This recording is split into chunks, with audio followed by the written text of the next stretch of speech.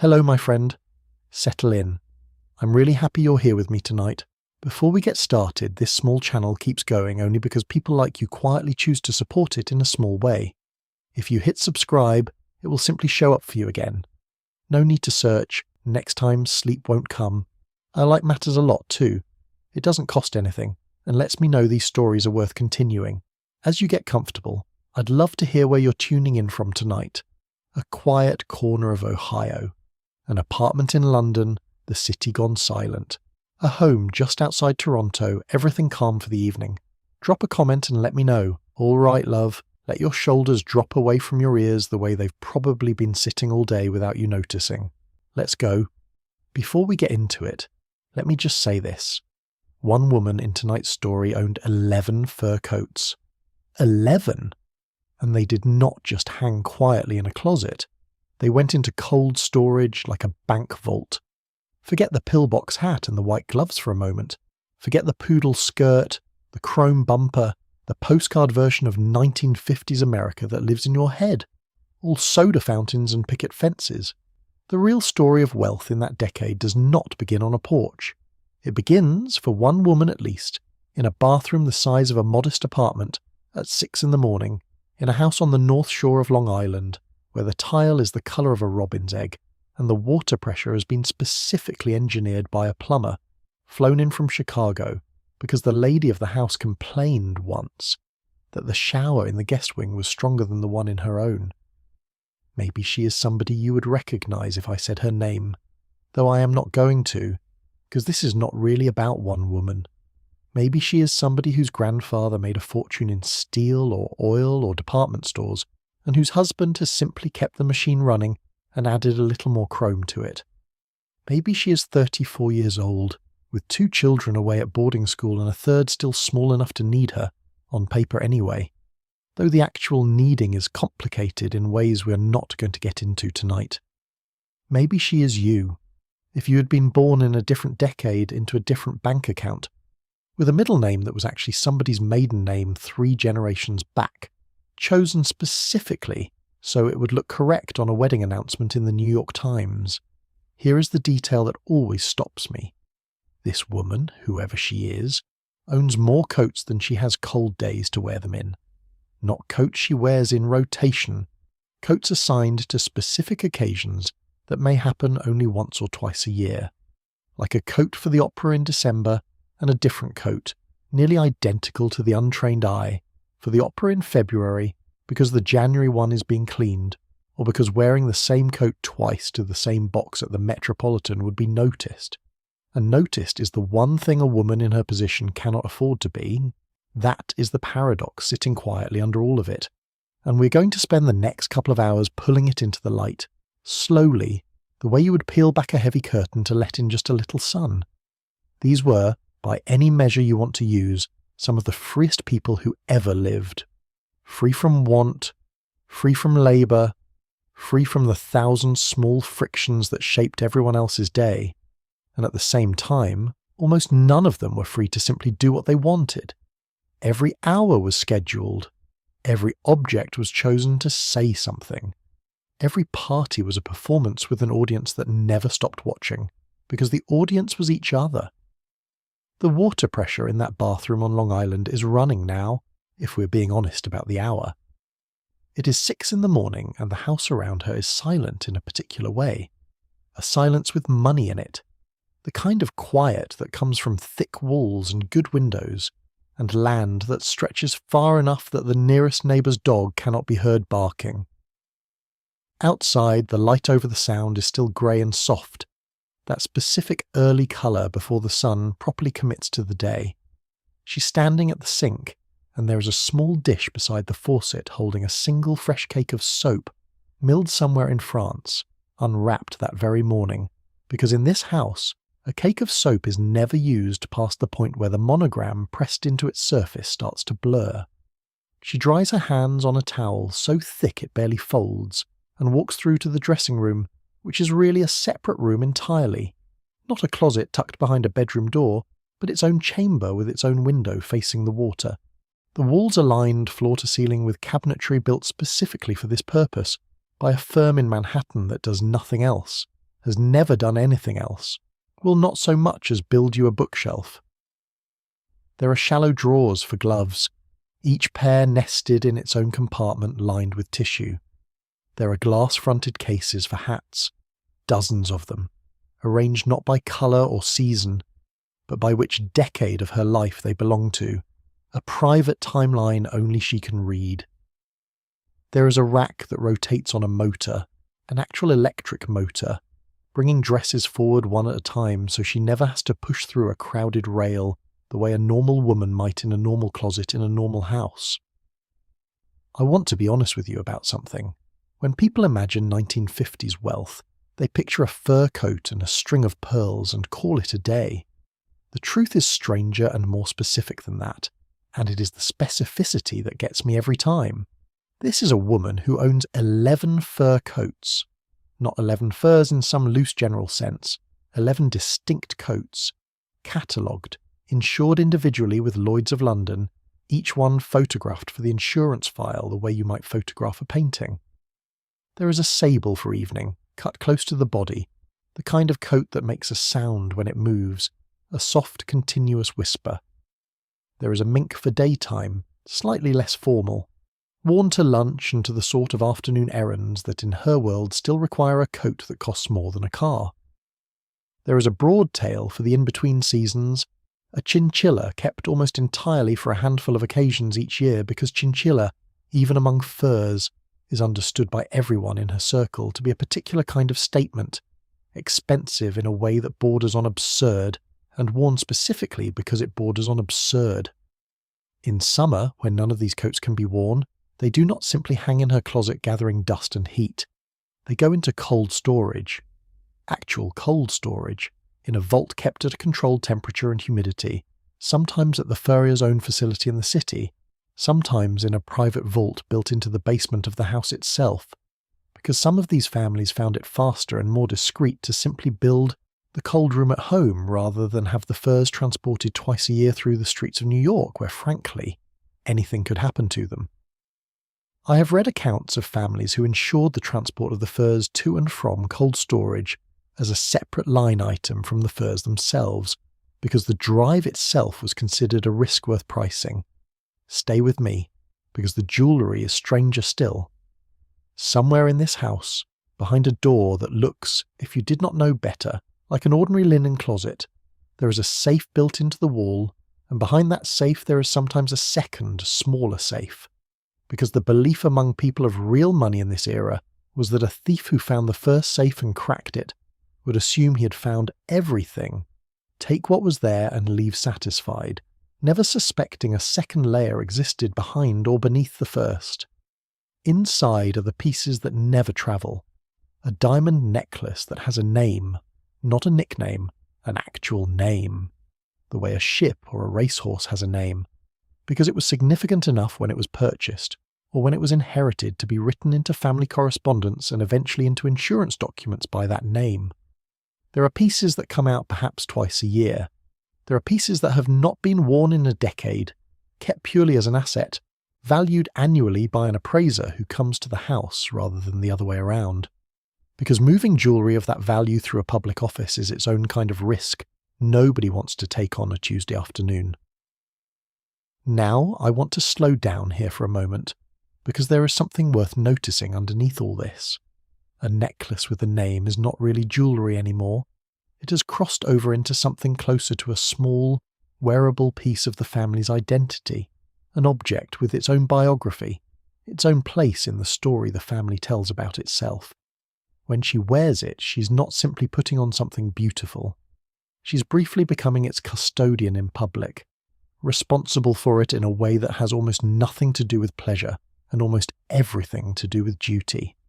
I find that genuinely fascinating, this idea that the most beautiful object in the house might also be, quietly, the heaviest.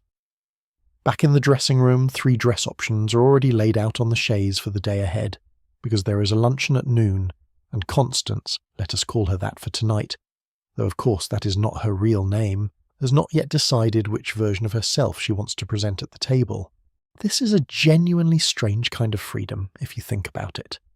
She can choose, this morning, Whether to be the woman in soft blue linen who looks approachable and a little younger than she is, or the woman in the structured charcoal suit who looks like she could run a boardroom, which, unofficially, in certain rooms she absolutely does. The dress is a kind of casting decision. She is choosing which character to play at lunch before she has even had coffee. Breakfast, when it finally happens, is served on the sun porch, a room added to the house specifically because the architect, back in 1931 when the place was built, understood that a family like this one would eventually want somewhere to eat that felt less formal than the dining room, but was still unmistakably formal. The china is not the good china. That distinction matters enormously in this world. There is china for every day, which is itself finer than almost anything a normal household owns. And then there is the good china, brought out perhaps a dozen times a year, insured, hand-washed only, never touched by anything mechanical. The everyday china this morning has a thin band of gold at the rim that has, over years of careful washing, not worn away at all, which is itself a small quiet fact about how differently objects age when they are handled by people who have all the time in the world to handle them gently. Coffee comes in a silver pot that is polished every single morning, whether it was used the day before or not, because tarnish, even the faintest beginning of it, is considered a kind of failure in this house. There is a particular smell to silver polish, sharp and a little chemical, that clings faintly to certain rooms in wealthy houses of this era, no matter how well ventilated they are.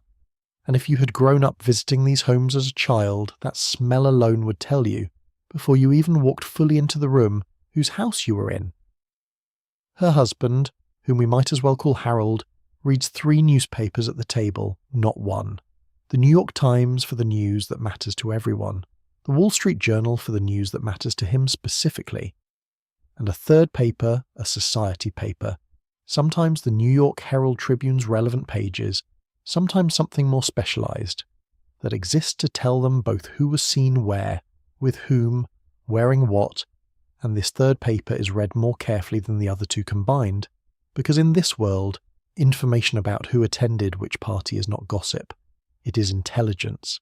It tells you who is rising, who is slipping, whose business is doing well enough to be invited places, and whose is not.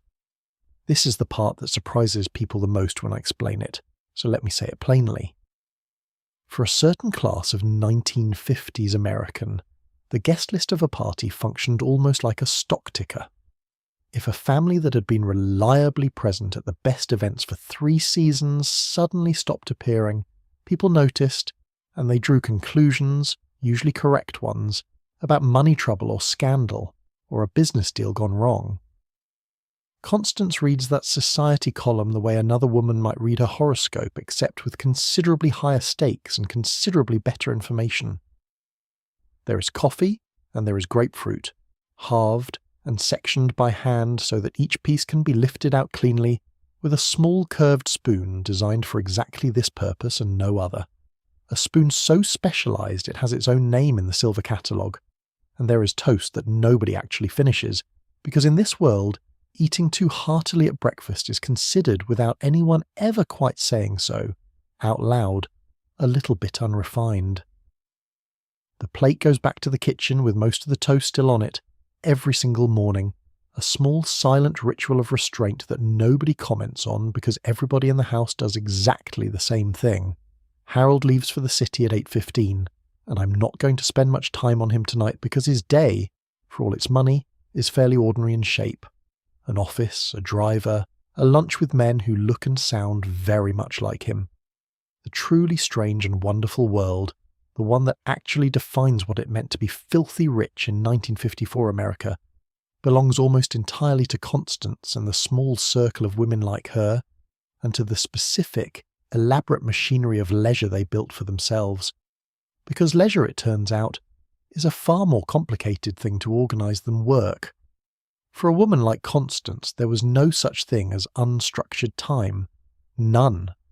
A modern person who suddenly had unlimited money and no job would probably imagine long lazy days doing whatever crossed their mind. That is not remotely what happened here. Instead, wealthy women of this era built calendars of staggering complexity, filled with commitments that were entirely voluntary and treated with the seriousness of federal law. Consider the club.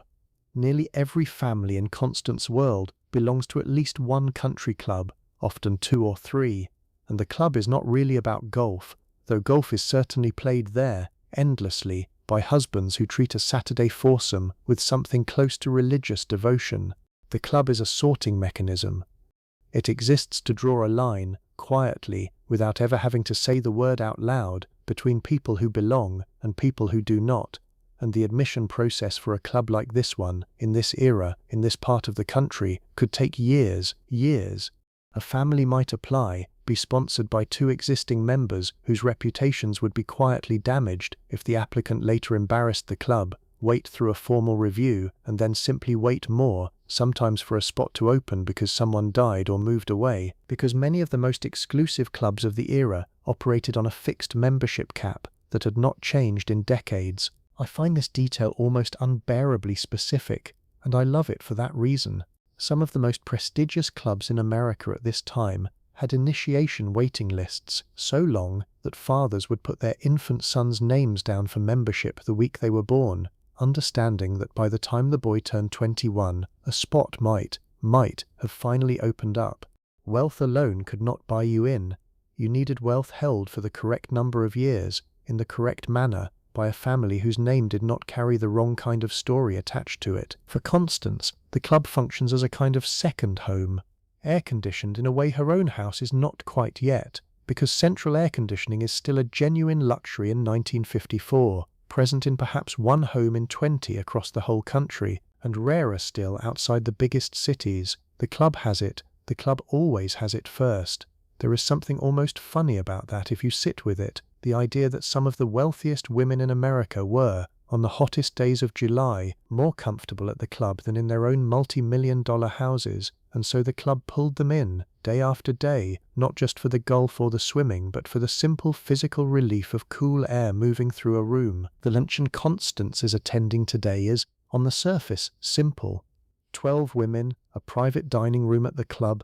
chicken salad and iced tea and small talk. But watch closely, because there is an entire hidden architecture underneath it. The luncheon is technically a planning meeting for a charity benefit happening in the autumn, and the charity, this particular season, is a wing for a children's hospital, though which cause gets chosen in any given year is itself a subject of quiet negotiation among the most influential women in the group, because the cause has to be respectable enough to attach one's name to publicly, but not so politically complicated that it creates division within the group itself. Cancer research, children's hospitals, the symphony, the museum, these are the safe choices, the ones that let everyone agree easily and move on to the part everyone actually cares about, which is the party. Because make no mistake, the party is the point. The charity benefit itself, the actual gala evening months from now, will be the single largest social event several of these women host or attend all year,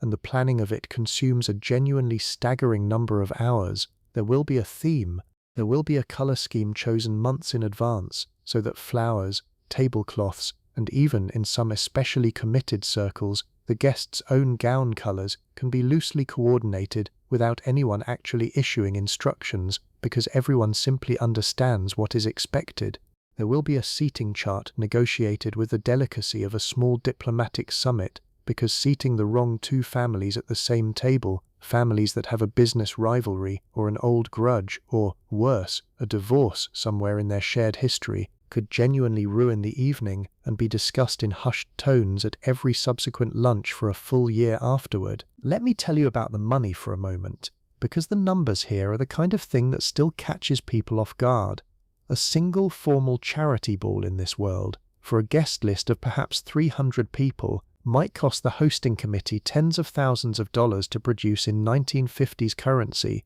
which if you sit and do the conversion in your head against today's dollar, is a genuinely enormous sum, easily equivalent to what several average American families earned across an entire year. Flowers alone could run into the thousands. An orchestra flown in from another city, housed for the weekend, fed, paid, could run into the thousands more. And this is before a single ticket has been sold, before a single dollar has actually reached the hospital or the cause the whole evening claims to support. I do not say that cynically. Genuine money did flow to genuine causes through these events. Real wings got built, real research got funded, and the women who organized these evenings often worked with a seriousness and competence that would have made them formidable in any boardroom in the country, had boardrooms of that era been willing to let them in, which mostly they were not. That is the paradox again, quietly present at the lunch table. Extraordinary organizational talent, real financial sophistication, real influence over where enormous sums of money moved, all of it happening under the polite fiction that this was simply a hobby, simply ladies planning a party, nothing more serious than that. After lunch, bridge. I want to spend a moment here because bridge in this world was not a casual card game the way it might be today, something you play once in a while with neighbors. For many of these women, bridge was played with the intensity of a competitive sport, in regular groups that met on fixed days, sometimes with the same 4 women, at the same table, for years at a stretch. The relationships between them shaped as much by who trumped whose ace in 1951 as by anything that happened at the country club dances. There were women in this world who held official master points through the American Contract Bridge League, who studied bidding conventions the way a stockbroker studies a market report, who could tell you precisely which of their friends could be trusted as a partner in a serious game, and which ones, however lovely at a dinner party, simply could not be relied upon under pressure. Now, let us leave the club for a moment and talk about clothes properly, because I promised you strange and extravagant, and we have not even gotten to the good part yet. A woman of Constance's standing did not simply go shopping the way we think of shopping today. Twice a year, in spring and again in autumn, the finest department stores in New York, places like Bergdorf Goodman and Bonwit Teller, would host private showings for their most valued clients, appointments made weeks in advance, entire salons cleared and reserved for a single afternoon, so that a handful of women could sit in comfortable chairs, sip something cold, and watch models walk the newest collections in front of them alone, as if the entire store existed purely for their benefit that day, which, for those few hours, it more or less did. At these showings, a woman did not simply point at a dress on a rack. She watched it move on a living body first, in a room designed specifically for that purpose, under lighting chosen to flatter fabric rather than the customer, and only then, having seen the garment breathe and fall and catch the light exactly as it would at the party where she intended to wear it, did she place her order. And I do mean order, because many of these pieces were not simply pulled from stock.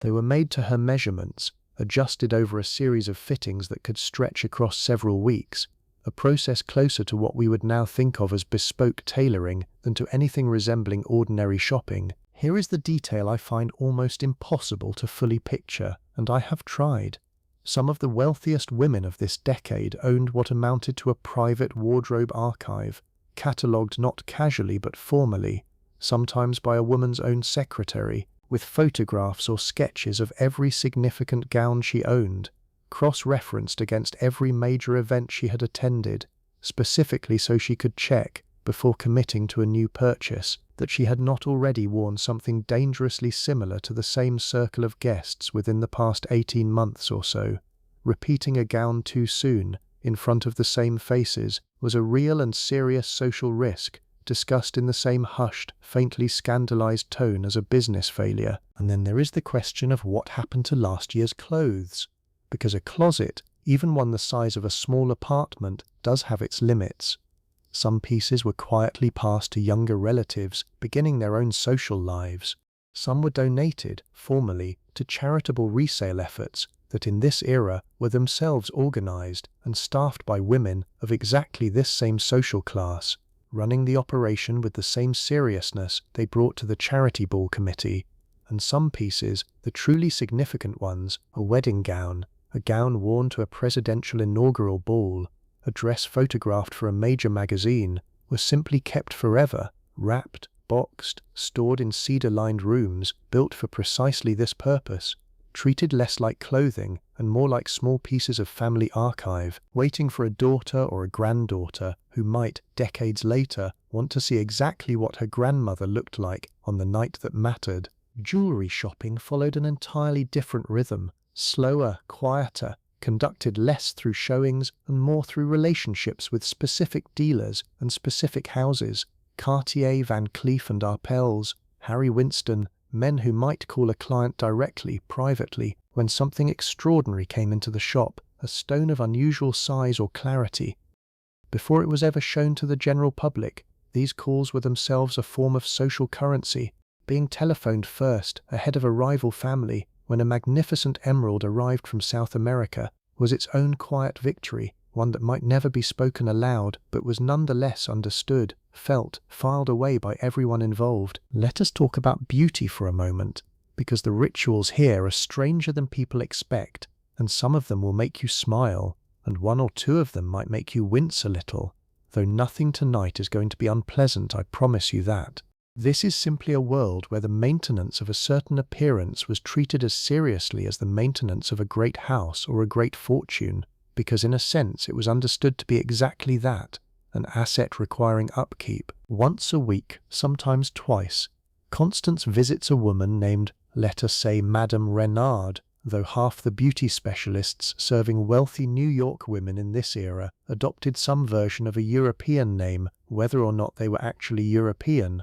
because a French or Hungarian or Viennese accent, real or invented, carried a certain authority in the beauty trade that a Brooklyn accent, however skilled the hands behind it, simply did not. At Madame Renard's, appointments run for hours, not minutes. A facial in this era is a genuinely elaborate procedure involving steam and ice and a rotating cast of creams applied and removed in careful sequence, some scented with rose, some with something sharper, almost medicinal. And here is where it gets strange, in the way I promised you.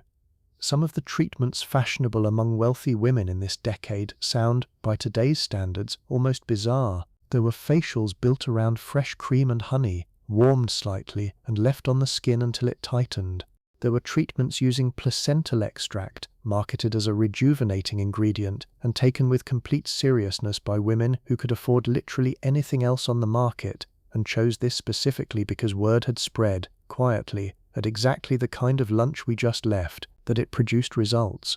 There were electrical treatments, machines with small metal probes that delivered a mild current to the face, believed to firm and tone the muscles beneath the skin, the direct ancestor of machines you can still find in high-end spas today, though the 1950s versions looked considerably more alarming, all exposed dials and cloth-wrapped wires. I want to pause and say something honest here. It would be easy to look back at these treatments and laugh, and there is certainly something to smile at in the specifics. But underneath the strangeness is something quite human and quite familiar, the same impulse that sends people today to expensive dermatologists and quiet, exclusive clinics, a desire to hold time still for just a little longer, dressed up in whatever language and technology the era had available. The placenta cream and the electrical probes were the 1950s version of a conversation we are still, in one form or another, having right now. Beyond the regular maintenance, there were the more serious interventions, spoken about even more quietly than the money itself.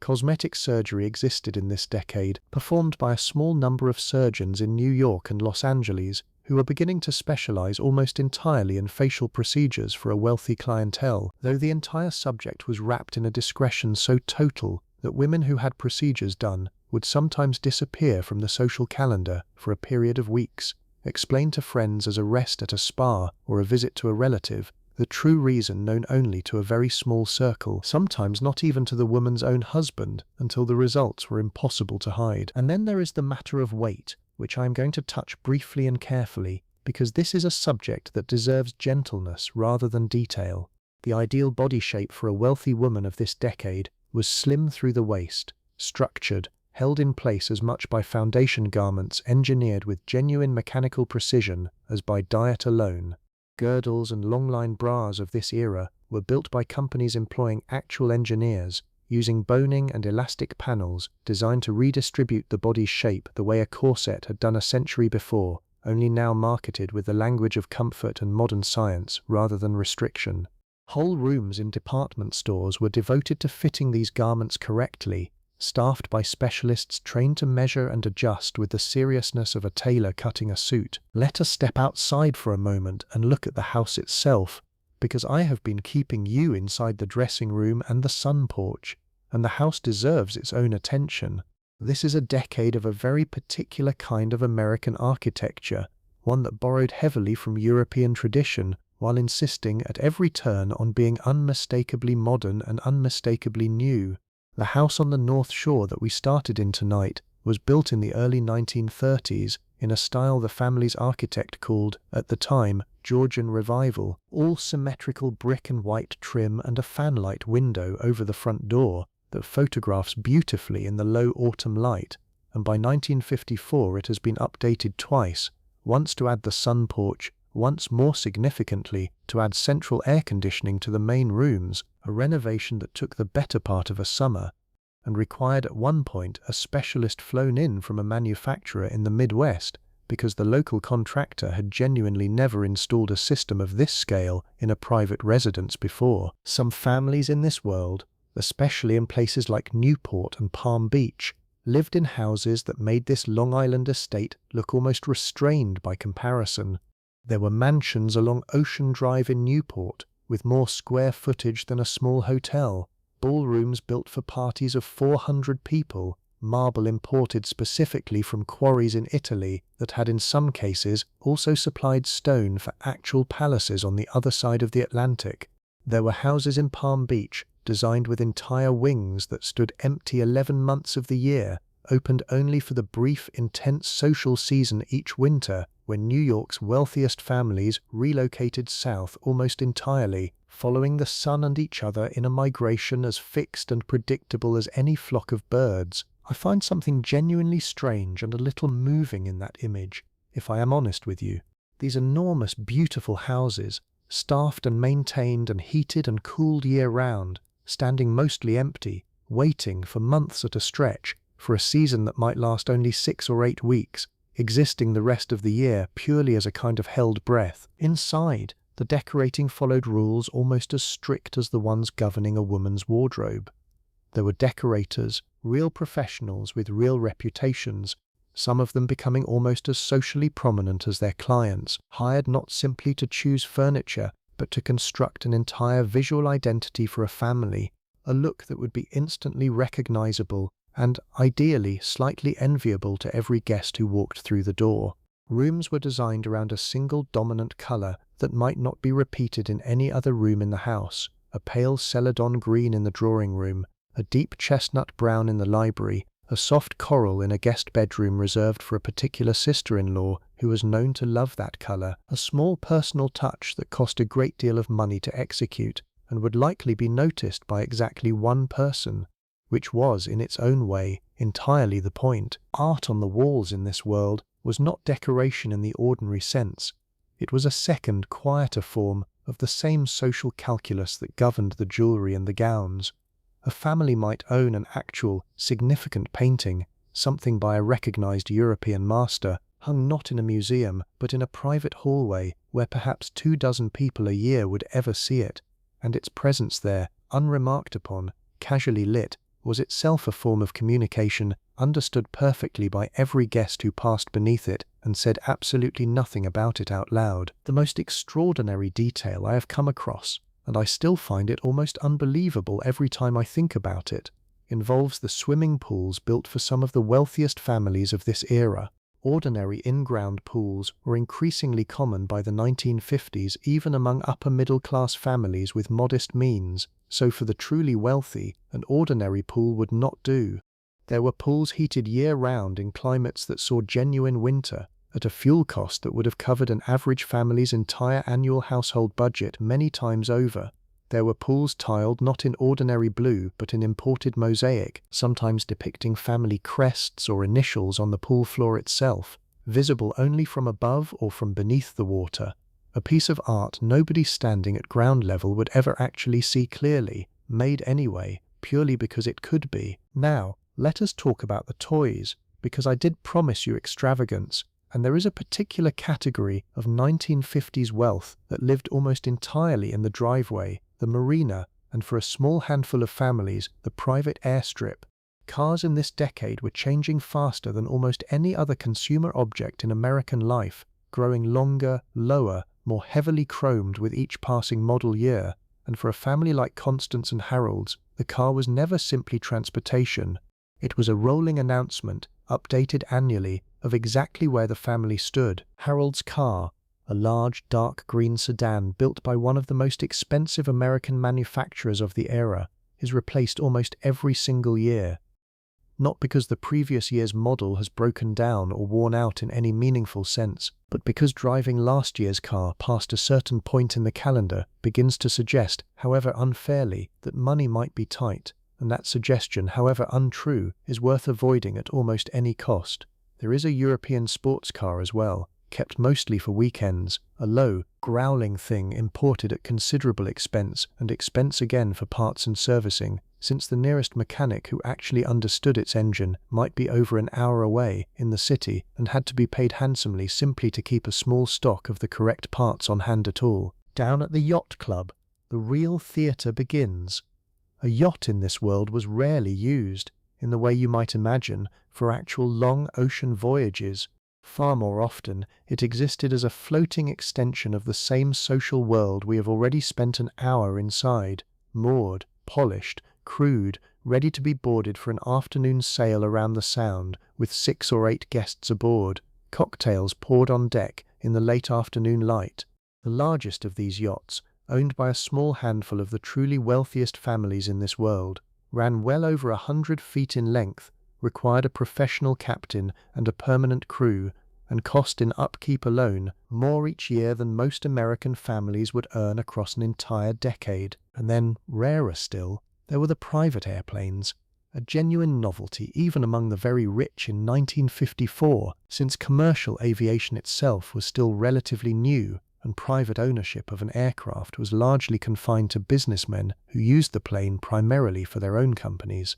flying between factories or offices in different cities, with the family occasionally along for the ride to a vacation home in Florida or Maine. I want to be honest that this detail sits at the very outer edge of what was common even in this rarefied world. Most families we are describing tonight, even the genuinely wealthy ones, still traveled by train for long distances, in private compartments booked well in advance on lines running out of New York's grand terminals, compartments with their own small sitting areas and a porter assigned specifically to that car for the duration of the journey. Trains, in fact, deserve a moment of their own, because the private rail car was, for a certain older generation of American wealth, still very much a living tradition in the 1950s, even as it was beginning, quietly, to fade. A small number of the wealthiest families in the country owned their own rail cars outright, custom-built, with a bedroom, a small kitchen, a sitting room panelled in dark wood,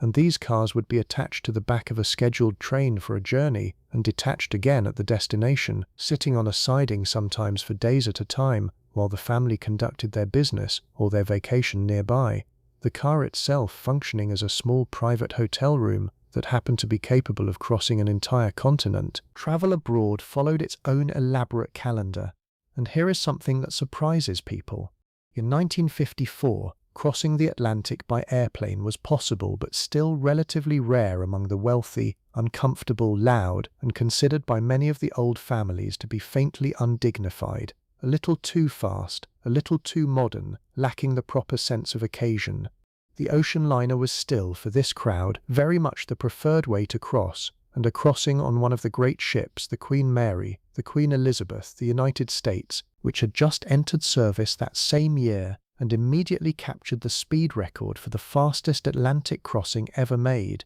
was treated as an event in itself rather than simply a means of getting somewhere. First-class passage on these ships came with its own entire miniature version of the social world we have already spent so long inside. There were formal dinners requiring evening dress every single night of the voyage. There was a captain's table, seating arranged with the same delicate political calculation as any charity ball, because being seated at the captain's table for even one dinner of a 5-day crossing was itself a small social honour, noted and remembered. There were private suites with their own sitting rooms, their own promenade decks reserved exclusively for first-class passengers, and a level of service so attentive that some families booked the same suite on the same ship for the same crossing dates year after year, decade after decade, treating the voyage itself as a kind of seasonal ritual, as fixed and predictable as the migration to Palm Beach each winter. Once in Europe, The itinerary rarely varied enormously from family to family.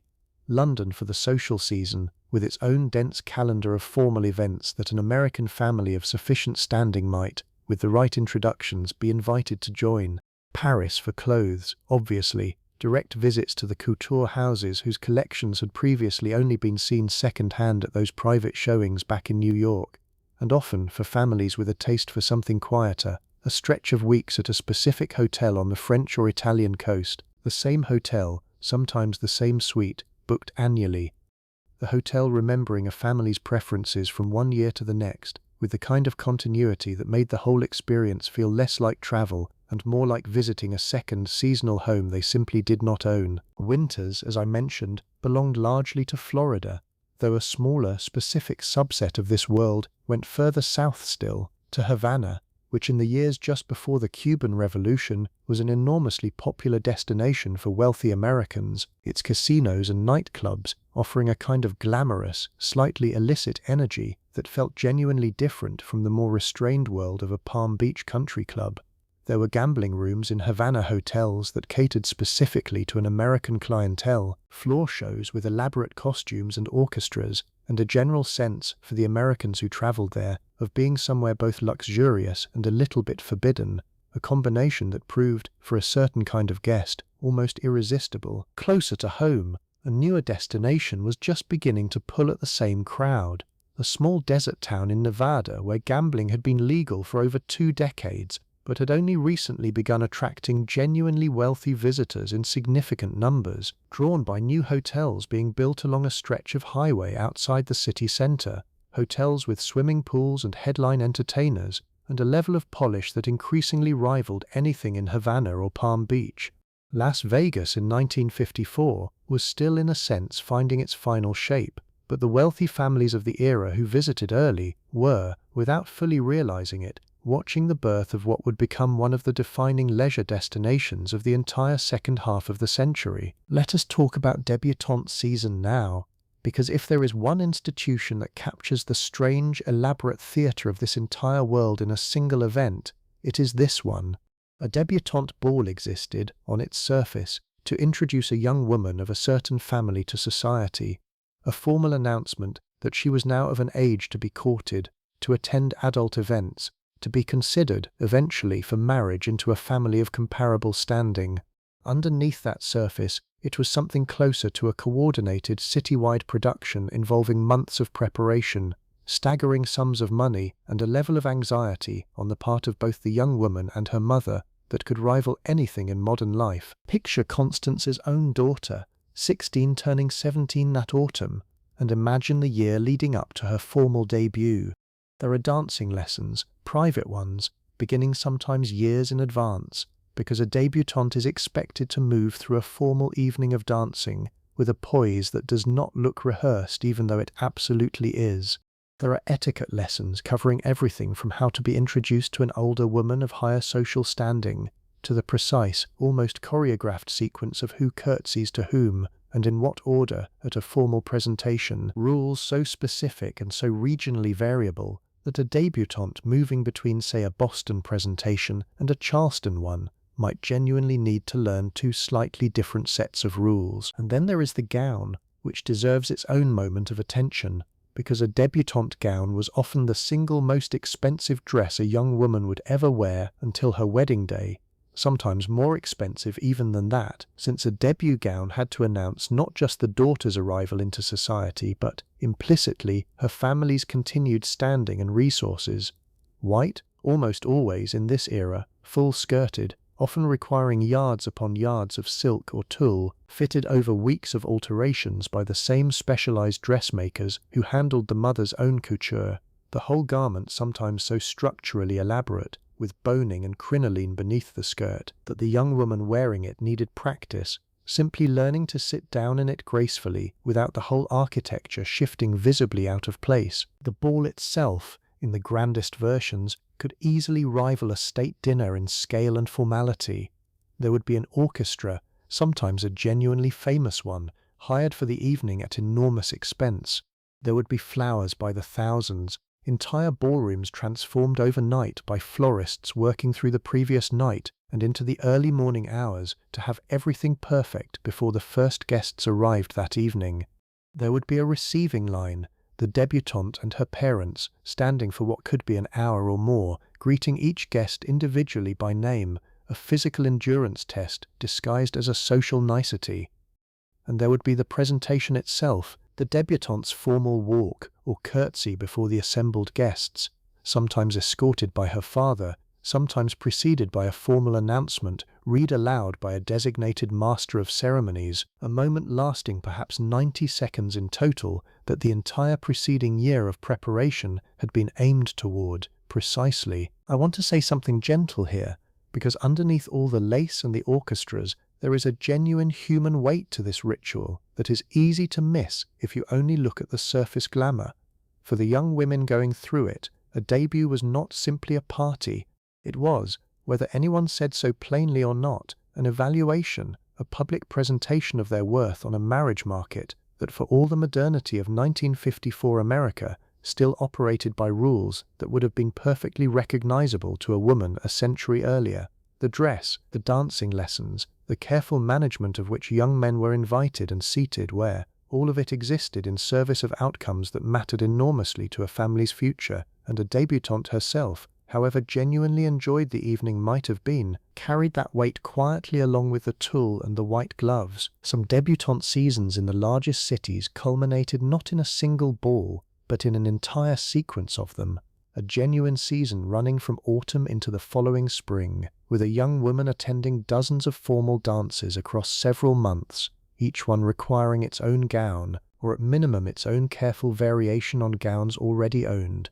each one another opportunity to be seen, evaluated, discussed at the following week's luncheon by exactly the kind of women we sat with earlier today at the club. Let us return to the house on Long Island now, because it is evening, and this particular evening happens to be one of the roughly 24 occasions each year when Constance and Harold host a formal dinner party of their own, and the preparation for an evening like this began, in truth, nearly 2 weeks earlier. The moment the guest list was finalized and the invitations, engraved, never printed, went out by mail. The engraving matters more than you might think. A printed invitation, however elegant it looked to an untrained eye, was considered in this world a small, quiet embarrassment, the social equivalent of showing up underdressed. Engraving involved a process where the words were literally pressed into the paper from behind, creating a raised, slightly textured surface on the front that you could feel with a fingertip if you ran it lightly across the card, and everyone in this world could feel the difference instantly, without even looking,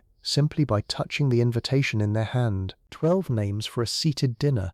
and the guest list itself is the product of real strategy. Too few guests, and the evening feels thin. Too many, and a seated dinner becomes unmanageable, the conversation fracturing into separate pockets rather than flowing as a single shared performance, the way Constance prefers it. The 12 are chosen with the same care as a chess opening, a careful balance of old friends who can be relied upon to keep the conversation lively, 1 or 2 newer acquaintances the family wants to draw closer, and, this evening, 1 couple invited specifically because Harold has business interests that would benefit from a warmer relationship with the husband, though nobody at the table will ever hear that reason spoken aloud. Once set, the table itself is a small masterpiece of its own. Table linen, ironed to a crispness that shows not a single crease even along the folds, a task requiring genuine skill with an iron that could scorch fine linen in a single careless pass. Place cards, hand-lettered, not printed, indicating the elaborate seating arrangement that has been worked out days in advance,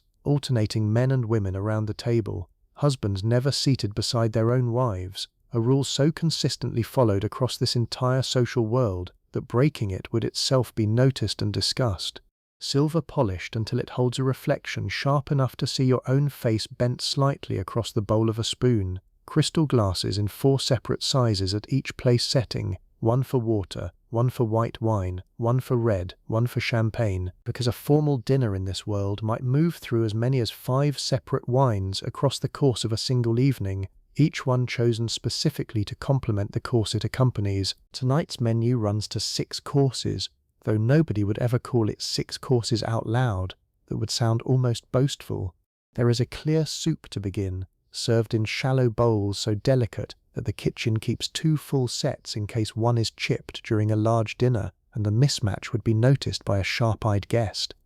There is a fish course, a meat course, a small palate cleanser of sorbet served between them in tiny crystal cups, a salad course served, in the French style this family has adopted,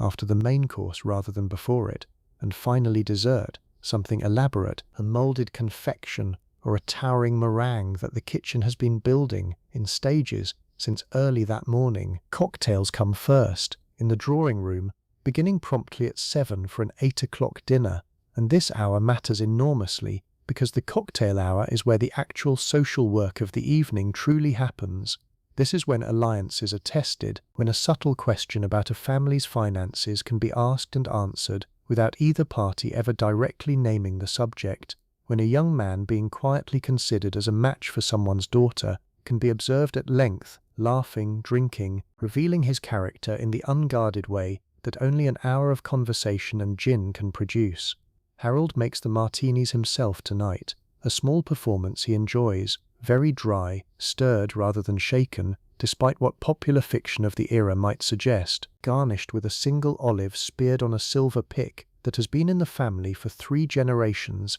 and used, as far as anyone can tell, for absolutely nothing else. After dinner, the men and women separate briefly, the men to the library for cigars and a stronger drink, the women back to the drawing room for coffee, a division so automatic and so unremarked upon that none of the 12 guests tonight would think to question it, though it says something quiet and significant about which conversations were considered appropriate for whose ears. They reconvene within 20 minutes or so, because separating for too long is itself a small violation of hospitality, and the evening winds down with bridge for those who want it, or simply conversation by the fire for those who do not, until the last guests finally depart, well after midnight, their cars pulling slowly down the long gravel drive under a sky now fully dark, the party already, in everyone's mind, being quietly assessed, replayed, discussed in advance of the phone calls that will happen the very next morning. I want to take a little detour now into some of the smaller, stranger customs of this world,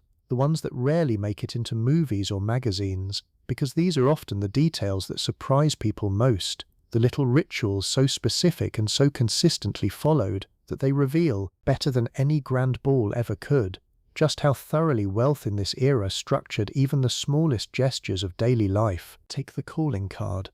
Even in 1954, decades after the practice had begun fading among the middle class, wealthy women still maintained the old ritual of formal calling, a custom inherited almost intact from the 19th century. A woman would keep a supply of engraved calling cards, her name printed in a specific understated typeface that fashionable stationers of the era considered correct, and when paying a purely social visit to another woman's home, she would present this card to whoever answered the door, a small formal announcement of her presence, even though the two women likely knew each other perfectly well already.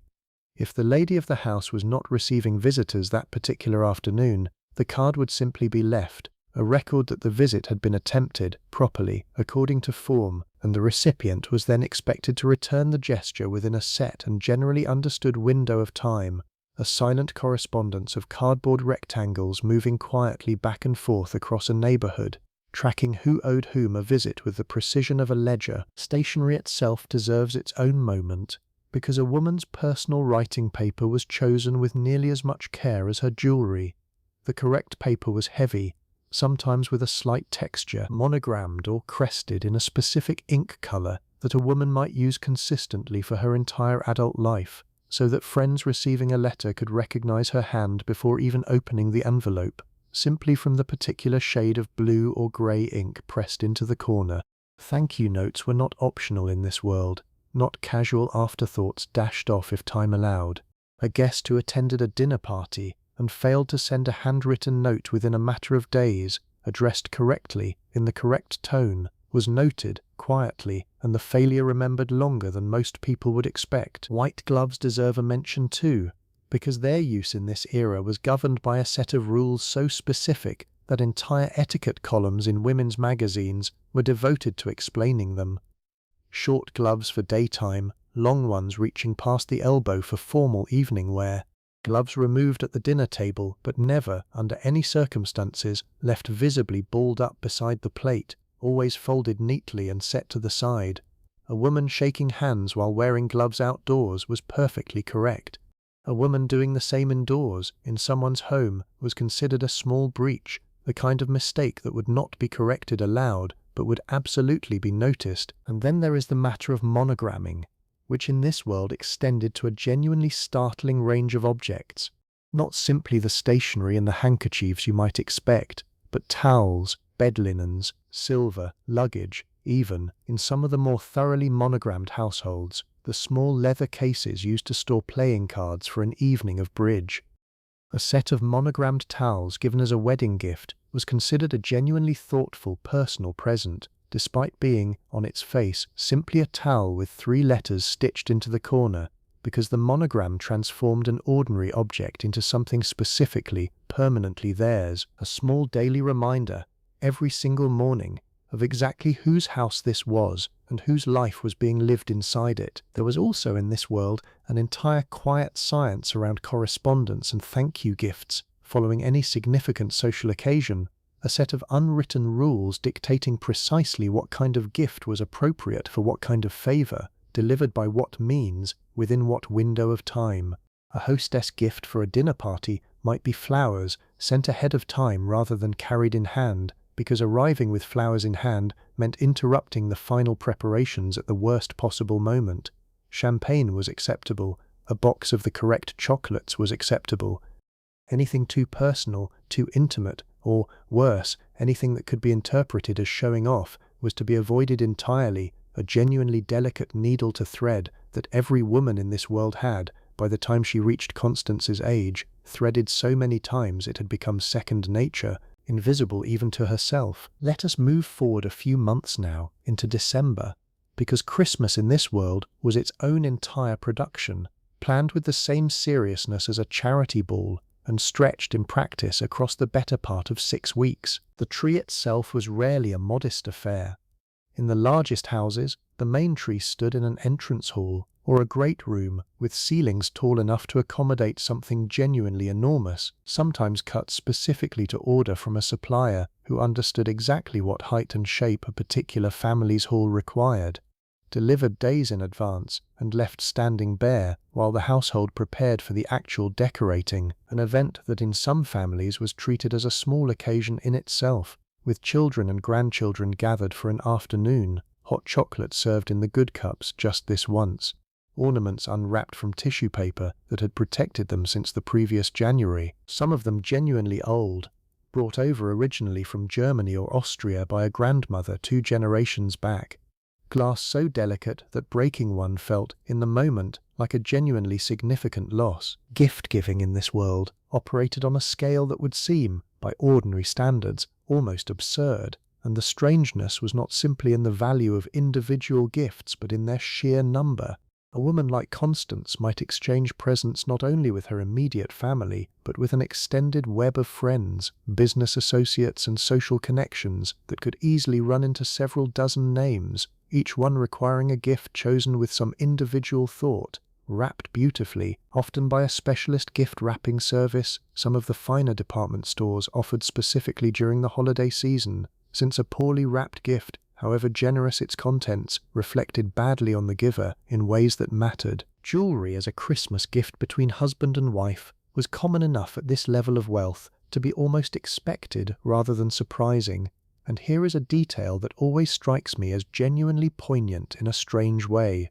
Some husbands in this world, men who might otherwise have very little direct involvement in the daily texture of their wives' lives, developed a private, sustained expertise in jewelry specifically because it had become, over years of marriage, the primary language through which they expressed affection on the occasions that mattered most. A man might spend real time with a Fifth Avenue jeweler discussing stones and settings with a seriousness that would surprise his own business partners, because he understood, correctly, that this particular gift, unwrapped on Christmas morning in front of the assembled family, would be discussed and remembered and, in its own quiet way, treasured for years. Christmas cards, too, were their own small production. A family of constant standing might send several hundred cards each year, a list maintained and updated with the same careful attention as the guest lists for every party across the preceding 12 months, and the cards themselves were frequently custom designed, sometimes featuring a photograph of the family taken specifically for this purpose earlier in the autumn. Everyone dressed in their finest, arranged carefully by a professional photographer against the backdrop of the house or the garden, the resulting image reproduced by the hundred and mailed out beginning promptly the first week of December, because mailing too late was its own small, quiet failure of form. The holiday season also brought its own distinct wave of parties, separate in character from the charity balls of autumn or the dinner parties of an ordinary spring evening. There were open houses on specific, understood days between Christmas and New Year, when a family's home stood open for hours at a stretch, and friends simply arrived, unannounced beyond a general understanding of the date and hour, to eat, drink eggnog spiked generously with rum or bourbon, and move on eventually to the next house on a similar schedule a few streets away. And there was, almost always, a New Year's Eve party to end it all, black tie, midnight arriving with a countdown and champagne poured just before, weeks of careful preparation behind it that most of the guests would never fully appreciate, the evening ending, as so many evenings in this world seemed to end, with headlights sweeping slowly down a long dark driveway well past 1 in the morning. Let us shift now into summer, because if Palm Beach owned the winter months for this world, then Newport, Rhode Island and the eastern end of Long Island owned the summer ones, and the rhythm of life there was different enough from what we have seen so far that it deserves its own careful look. Newport, by the 1950s, had already been a summer destination for the wealthiest American families for the better part of a century, ever since the Gilded Age industrialists had first begun building what they modestly called cottages along the cliffs overlooking the Atlantic, structures that were, in scale and grandeur, considerably closer to European palaces than to anything an ordinary person would recognize as a cottage. By this decade, many of those original families had scaled back. Some of the largest mansions had been sold or converted to institutional use, the era of truly limitless Gilded Age spending having faded somewhat under the weight of income tax and 2 world wars. But Newport in the summer remained, for the families still able to maintain a presence there, an extraordinary concentration of exactly the kind of wealth we have spent this evening exploring. The social calendar of a Newport summer revolved heavily around the water. Sailing here was not a casual weekend hobby, but a genuinely serious competitive pursuit, and the America's Cup, the oldest trophy in international sport, had been defended for decades almost exclusively by yachts owned and crewed largely by exactly the families summering in Newport, the races themselves drawing crowds of spectator boats and a level of local excitement that briefly transformed the entire town each time a defense was mounted. A man's standing in this world could be meaningfully affected by his sailing, by whether he owned a serious racing yacht, by whether he had ever crewed, even briefly, on a boat that had genuinely competed for the cup, a credential mentioned quietly, but with real pride, at exactly the kind of dinner party we sat through earlier tonight. Tennis held a similarly serious place in the Newport summer, played on grass courts maintained with an obsessive precision, at private clubs whose membership overlapped almost entirely with the yacht clubs and the country clubs already familiar to us. Women played as seriously as men in this particular sport, in an era when athletic competition for women was still fairly limited in most other contexts, and a woman known to have a genuinely excellent serve or a reliable backhand carried a specific kind of social currency, admired in a way that had little to do with beauty or fashion, and everything to do with simple, demonstrated skill. The Newport summer also had its own version of the charity ball, often larger and more elaborate than anything attempted during the regular social season back home, because the entire point of a Newport summer gathering was excess on a scale that would have felt slightly vulgar anywhere else, but was, in Newport specifically, almost expected. There is a famous account, still discussed decades later, of a Newport party built entirely around a single extravagant theme, guests arriving in costume, the grounds of the host's estate transformed overnight by decorators and florists working through several nights running, fireworks displays imported at considerable cost, timed to explode over the ocean at precisely the moment a particular musical number reached its climax inside.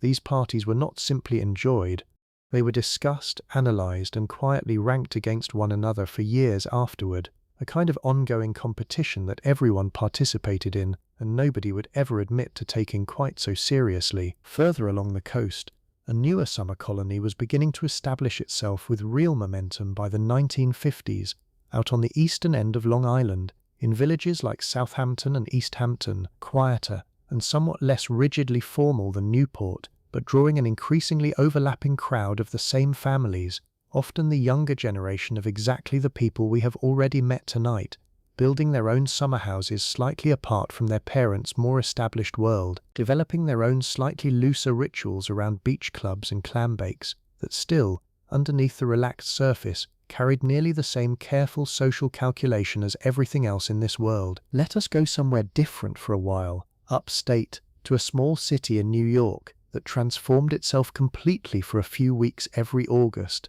because Saratoga Springs deserves its own place in this story. Horse racing in this era occupied a genuinely strange dual position in American wealthy life, simultaneously a serious business, since many of these same families bred and raced their own thoroughbreds, and a purely social occasion, a reason to gather at the track dressed in the finest clothes of the summer season, to see and be seen in the grandstand as much as to actually watch the horses run. A family that owned a racing stable did not treat it as a casual hobby. Breeding thoroughbreds required genuine expertise, careful study of bloodlines going back generations, significant investment in land and training facilities, and a willingness to lose money for years at a stretch before, if ever, a horse emerged capable of real success at the highest levels. And yet for a certain kind of wealthy American man in this era, nothing carried quite the same prestige as walking into the winner's circle after a major stakes race,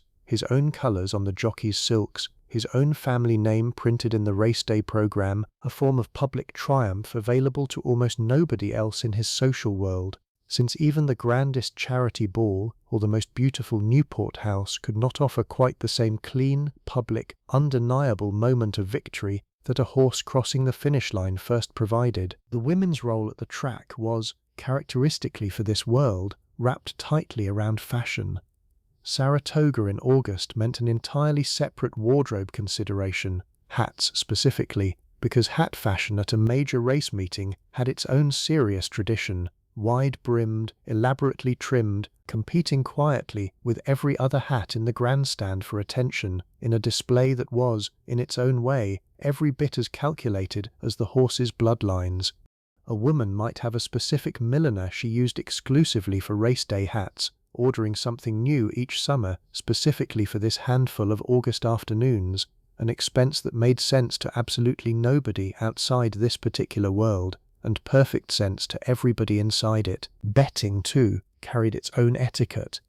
A gentleman placed his own bets, generally, through the track's official system, but there was also a considerable amount of informal wagering happening privately among friends in the grandstand boxes, sums changing hands on handshakes and understood honour rather than any formal record, sometimes for amounts that would have represented a serious financial risk to an ordinary family, and registered, for this crowd, as barely worth mentioning the next morning. Art collecting deserves its own moment here too, because it occupied a quieter but genuinely significant place in how wealth expressed itself in this decade. Unlike the very public display of a Newport mansion or a debutante gown, serious art collecting was often a more private pursuit, conducted through relationships with specific dealers in New York, sometimes advised by museum curators who maintained close, mutually beneficial friendships with the very wealthiest families, friendships that occasionally resulted, years later, in significant gifts or bequests to the institutions those curators represented.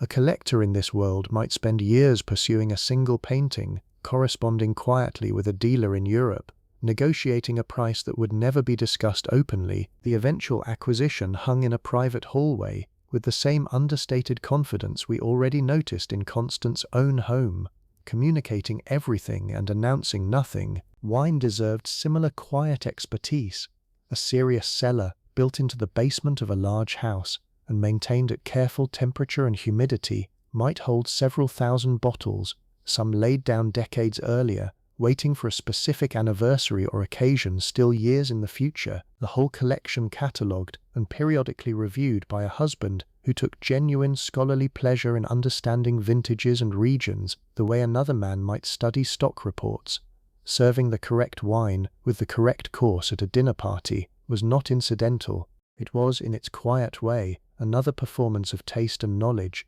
judged silently by any guest at the table who happened to share the same expertise. And there were, in this world, always a few guests who did. There was also, in this world, a well-established tradition of the health retreat, a practice that had roots stretching back well over a century, but remained, in the 1950s, a genuine and regular part of the wealthy calendar. Places like the grand resort hotels of the Virginia mountains, built originally around natural mineral springs, believed since the 18th century to hold restorative properties, still drew wealthy families for stays of several weeks at a time, part vacation, part genuine wellness pilgrimage, guests moving through elaborate spa treatments involving the mineral baths themselves, massage, and a carefully managed daily schedule of rest, exercise, and rich but supposedly health-giving meals. A stay at one of these grand resorts followed its own particular rhythm, mornings often beginning with the baths themselves, guests soaking in mineral water piped directly from the spring, sometimes at temperatures the body needed a genuine adjustment period to tolerate comfortably, followed by a massage using the resort's own signature techniques, refined over generations and considered by regular guests to be genuinely superior to anything available even in the finest hotels of New York. Afternoons might involve golf on a course of real championship quality, since these resorts had, over decades, developed some of the finest courses in the country specifically to keep their wealthy guests occupied between spa treatments, and evenings brought their own formal dinners, guests dressing for the occasion even while ostensibly on a health retreat, because at this level of society, the idea of truly relaxing one's standards, even in pursuit of rest, remained almost unthinkable. The children in this world, meanwhile, followed their own separate and equally structured path, and I want to spend a little time here because the world of a wealthy child in 1954 was shaped by institutions almost as elaborate as anything we have already discussed. Formal education for the sons and daughters of families like Constance and Harold's typically meant boarding school beginning somewhere around age 12 or 13. A small specific set of New England institutions carrying names that, within this social world, functioned almost like a second surname, communicating instantly a family's standing to anyone who heard where a child had been sent. A son might go to one of the old established boys' schools in Massachusetts or Connecticut, institutions built around a curriculum heavy in classics and a social structure built almost entirely around preparing boys for the specific universities, and afterward the specific careers that their fathers and grandfathers had followed before them, an almost unbroken chain running back sometimes 4 or 5 generations. A daughter's schooling followed a somewhat different, though equally structured path, often at one of a small number of respected girls' schools that combined academic instruction with a heavy emphasis on the social graces, the same etiquette and comportment lessons that would later feed directly into her debutante preparation, the school itself functioning as a kind of finishing process that ran parallel to, and eventually merged with, the debut we already spent time exploring. Sending a child away to boarding school at such a young age is, I will admit, a detail that strikes many modern listeners as genuinely difficult to sit with, and I do not want to smooth over that feeling or pretend it away. It was, for many families in this world, a source of real and complicated emotion, a mother genuinely missing a child for months at a stretch, letters exchanged weekly, visits limited to specific parents' weekends built into the school calendar, a Christmas break, and a summer that felt, every single year, like a genuine reunion rather than simply a continuation of ordinary life. And yet the practice continued, generation after generation, understood within this world as simply what one did, the emotional cost quietly absorbed into a broader system that valued the eventual social and educational outcome above almost anything else. Let us imagine for a moment a wedding in this world, because if the debutante ball was the opening act, the wedding was the finale, and everything we have already spent this evening exploring, The couture, the flowers, the engraved invitations, the careful management of a guest list reached its absolute peak in a wedding of real social significance. Planning began, typically, at least a year in advance, sometimes considerably longer, and the mother of the bride, more often than the bride herself, took the lead role in nearly every major decision, a fact that occasionally created its own quiet friction between generations. A daughter who had her own ideas about her wedding day gradually, gently, persistently guided back toward whatever her mother and the broader social consensus considered correct. The church itself mattered enormously, the specific denomination and the specific congregation communicating, like everything else in this world, a particular set of coded information about the family's standing and history, and securing the desired date at a prestigious church for a major wedding sometimes required requests submitted the better part of a year ahead of time. The gown, following the same custom bespoke process as the debutante dress but elevated further still, might involve a designer working exclusively for months, multiple fittings scheduled around the bride's other obligations, a train sometimes extending many yards behind her down the aisle, carried by small attendants specifically assigned that single task. Bridesmaids, often numbering 6 or 8 or even more for the largest weddings, wore coordinated gowns chosen and paid for, in this era, generally by the bride's family rather than by the individual bridesmaids themselves. Another significant expense folded quietly into the overall production, held either at a grand hotel ballroom or for families with sufficiently large estates, on the grounds of the family home itself under a specially constructed tent. The reception could easily run to several hundred guests, an orchestra playing for hours, a receiving line stretching the better part of an hour as the newly married couple greeted every single guest personally, a formal seated dinner followed by dancing that continued, for the younger guests especially, well into the early morning hours. Wedding gifts arrived by the hundreds in the weeks beforehand, tracked meticulously on lists maintained by the bride's mother or her secretary, each one requiring, in the weeks following the wedding itself, a personal handwritten thank you note, a task so substantial for the largest weddings that brides sometimes spent the better part of their honeymoon working through the list in stolen hours between more pleasant activities. I want to pause here on something that always strikes me as genuinely moving, underneath all the surface spectacle. For all the calculation and social strategy woven through a wedding like this one, for all the ways the event functioned as a kind of culminating performance of a family's entire social standing,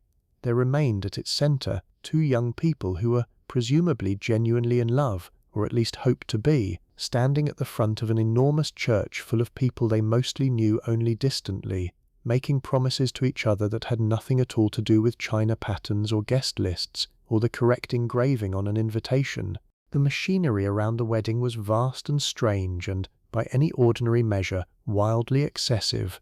The actual human moment at its center was, in the end, the same moment that happens at every wedding, anywhere, in any decade, at any level of wealth at all. There is a distinction that ran underneath nearly everything we have discussed tonight, rarely spoken aloud directly but understood by absolutely everyone inside this world, and that is the difference between what people quietly called old money and new money. It is worth pausing on, because it explains a great deal about why certain behaviors mattered so much and others were so carefully avoided. Old money, in this context, meant a fortune established at least 2, generally 3 or more, generations back, wealth that had already had time to settle into land, into inherited houses, into the kind of unhurried, understated confidence that comes from never having had to prove anything to anyone. New money meant a fortune made within the current generation, sometimes spectacularly, through a booming business or a successful public offering, or some other genuinely impressive feat of 1950s American commerce. And here is the strange part. New money, even when it vastly exceeded old money in raw dollar terms, was treated, in certain rooms, with a specific kind of polite wariness that no amount of cash could immediately dissolve. The tells were subtle but consistently understood within this world.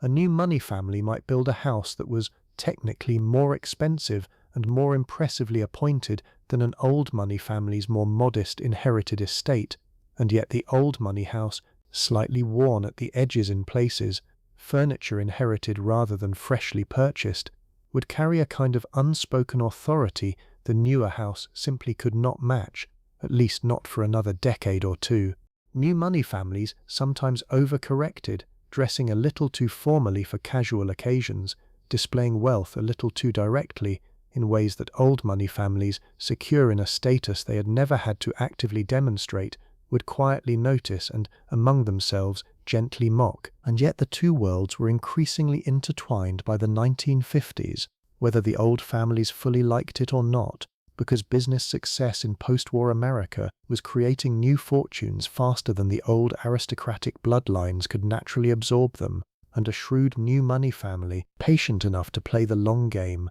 sending children to the correct boarding schools, joining the correct charitable boards, marrying when possible into an established old money family, could genuinely complete the transition within a generation or two, their own grandchildren eventually becoming, to a newer wave of even fresher money, exactly the kind of settled old family that generation would look up to in turn. Status in this world, in other words, was never entirely fixed. It was a slow, generational project, worked at continuously, the way a garden is worked at, with the understanding that the full results might not be visible for years. This tension played out constantly in the private club world too, beyond the country club and the yacht club already discussed. The truly old, truly exclusive city clubs, places in Manhattan and Boston and Philadelphia, with histories running back to the 1800s, maintained membership committees that could, and sometimes did, decline even genuinely enormous new fortunes if the family behind them had not yet, in the committee's quiet judgment, sufficiently proven itself over enough time. Rejection from one of these clubs was rarely announced directly. It simply happened through delay, through an application that somehow never quite moved forward, through a sponsor who quietly withdrew support after sensing, correctly, that the moment was not yet right, and everyone involved understood exactly what had happened without a single unkind word ever being spoken aloud. Let us talk about the sporting pastimes of the men in this world for a moment, because they reveal their own particular flavor of extravagance, distinct from the yacht racing and the horse breeding we already covered. Polo in certain circles, particularly around the wealthier suburbs of Chicago, on Long Island, and in parts of California, carried enormous prestige, a sport requiring not one horse but a whole string of them, since a single polo pony could only sustain the intense bursts of a match for a matter of minutes before needing to be swapped for a fresh mount, meaning a serious player might own 8, 10, even more horses purely for this purpose, each one requiring its own training, its own veterinary care, its own careful maintenance, an overhead that made polo, dollar for dollar, one of the most expensive sports a wealthy American could pursue in this era. Shooting held its own place too, particularly among families with land enough to maintain it properly. Formal shooting parties organized around specific weekends each autumn, guests invited weeks in advance, the day itself following an elaborate, almost ceremonial structure, guns arranged in a line at set positions, birds driven toward them by beaters working the fields ahead, a formal lunch served midday in a specially prepared tent or lodge, the whole event as much about the ritual and the company as about the actual outcome of the hunt itself. Some families maintained entire private shooting preserves, land set aside and actively managed specifically to keep game populations healthy enough to support these gatherings year after year, a use of acreage that, converted to ordinary farmland, could have fed a genuinely significant number of families, though nobody at the shooting party that afternoon would have framed it in quite those terms. Fishing, too, particularly for salmon in certain private stretches of river in Canada and the American Northeast, drew a similarly dedicated crowd, families sometimes leasing exclusive rights to a specific stretch of river for the season, building or maintaining a simple lodge nearby, the whole enterprise existing purely to support a handful of weeks each year when the fishing was at its best, staffed and maintained the rest of the year for exactly the same reason the Newport mansions stood mostly empty most months, waiting patiently for a brief, intensely anticipated window of use. Costume balls deserve a mention of their own, because this particular decade produced some genuinely spectacular examples of the form, elaborate themed parties where the entire point was competitive imagination, guests arriving as historical figures, as characters from mythology, as figures from paintings, The costumes themselves, sometimes commissioned months in advance from the same couture houses that built the everyday gowns, occasionally involving real jewels borrowed specifically for the occasion, a genuinely startling amount of money and craftsmanship poured into a single evening's costume that might be worn exactly once, and then, like the wedding gowns and the significant evening dresses before it, carefully packed away and preserved, less a garment now than a kind of physical memory of one unrepeatable night. Technology, meanwhile, was quietly reshaping even this most traditional of worlds. Television had arrived in American homes broadly across the earlier years of the decade, and wealthy households were, unsurprisingly, among the earliest adopters, though the set itself was often installed somewhat apologetically, tucked into a smaller sitting room or a den rather than the formal drawing room, as if the family were not quite ready to fully admit how much time they actually spent in front of it. High-fidelity record players, a genuine technical novelty in this era, became their own small status symbol among a certain crowd, a serious hi-fi system installed in the library or the den representing a real financial and technical investment, husbands comparing notes on speaker quality and amplifier specifications with the same seriousness they brought to wine or thoroughbred bloodlines, intercom systems allowing communication between different rooms and floors of the largest houses without anyone having to physically walk the distance, were installed in a number of the grandest homes, an early, almost charmingly primitive ancestor of the home automation that would, decades later, become commonplace in houses far more modest than these. I want to spend some real time now on the philanthropic boards these women sat on, because I think it is easy, hearing about the parties and the gowns and the jewelry, to imagine this world as purely decorative, purely about surface, and that would genuinely be selling it short. The truth is more complicated and in its own way more interesting. By the time Constance reaches her mid-30s, she sits on 3 boards, a hospital auxiliary, the ladies' committee of the local art museum, and a smaller, more specialized board supporting a home for orphaned children in the nearby city, and these positions are not honorary in the empty sense that word sometimes implies today. Board meetings happen monthly, sometimes more often when a major project is underway, and Constance arrives having actually read the financial reports beforehand, having actually formed opinions about budget allocations, capital projects, and staffing decisions that will genuinely affect real people's lives. The museum committee, for instance, is in the middle this particular year of raising funds for a significant new wing, and Constance has personally taken responsibility for a portion of the campaign, meaning she has, over the preceding several months, made dozens of direct, individual approaches to wealthy friends and acquaintances, calibrated with real psychological skill, understanding precisely which approach would work on which person, who needed to be flattered, who needed to be quietly competed against, who simply needed to be asked plainly and directly because subtlety would be wasted on them. This is genuine fundraising expertise, built through years of practice, and it produced real results. The wing, when it eventually opens 2 years later, will house genuinely significant works of art that thousands of ordinary visitors, people who will never once meet Constance or know her name, will walk through and enjoy for decades to come. Hospital auxiliary work is in some ways even more hands-on. Constance and a rotating group of other board members spend real hours not merely writing checks but actually organizing supply drives, coordinating volunteer nursing assistance programs, and, during a recent local outbreak of polio, a disease that terrified American parents throughout this decade, with an intensity that is genuinely hard to overstate, helping organize and fund an expansion of the hospital's isolation and treatment capacity specifically for affected children, work that mattered enormously to families who had absolutely no idea whose careful, competent management had made the expanded beds available in time. I raise all this because I think it complicates, in a useful way, the easy narrative that wealthy 1950s women were simply idle, simply decorative, simply spending their husband's money on furs and parties while contributing nothing of substance to the world around them. Some, no doubt, fit that description more than others, but a meaningful number of these women were running, in effect, sophisticated non-profit operations,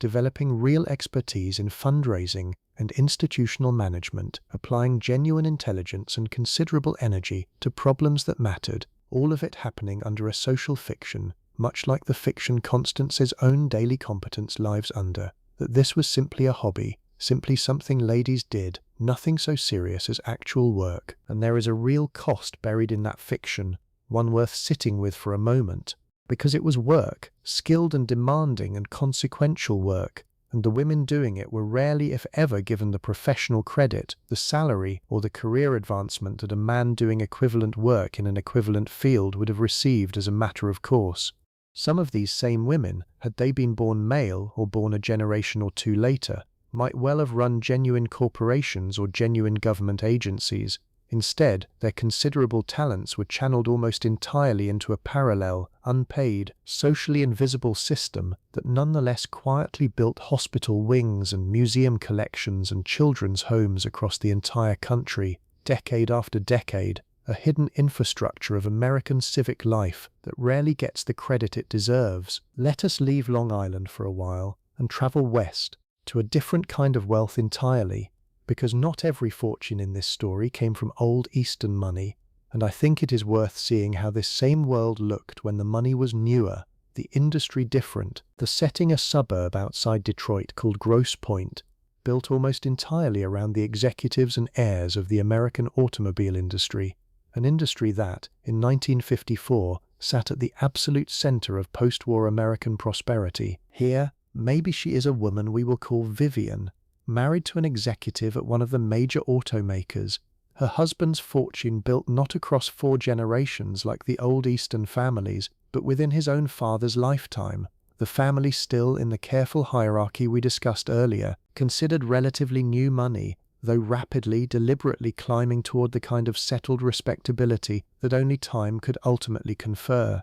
Vivian's world runs along the shore of Lake St. Clair rather than the Long Island Sound, her house built in a similar grand style, but with a distinctly automotive flavor running through it. A 4-car garage housing not simply transportation, but something closer to a rotating private showroom, since her husband, through his position, has access to new models each year well before they reach the ordinary public, and driving the newest, most impressive car on the block carries a very specific kind of local prestige in a town built entirely around exactly that industry. Vivian's entertaining follows a broadly similar pattern to Constance's: dinner parties, club luncheons, a debutante daughter of her own moving through the same elaborate preparations, but with certain local flavors distinct to Detroit's particular wealthy world. There is a real pride here, running through the whole community, in American manufacturing itself, in the idea that this town's fortunes and this country's industrial might were, in this particular decade, essentially the same story, and dinner party conversation among the husbands here turns as readily to horsepower and tailfin design and market share as a Long Island dinner party might turn to stock portfolios and old family connections. The Detroit Athletic Club downtown functions for this crowd much the way the exclusive city clubs of Manhattan function for Constance's world, a place where business and social life blur together seamlessly, where a genuinely significant portion of the American automobile industry's real decisions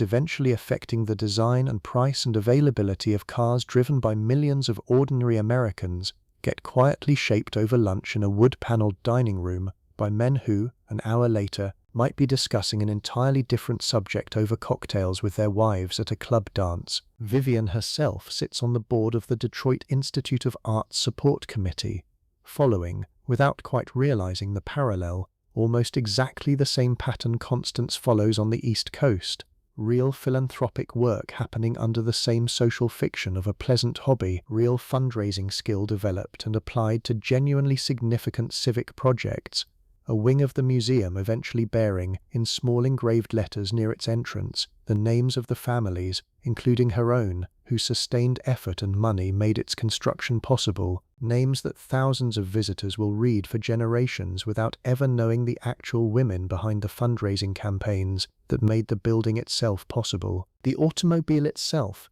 in Grosse Pointe specifically, carried a symbolic weight it did not quite carry in the same way elsewhere in this story.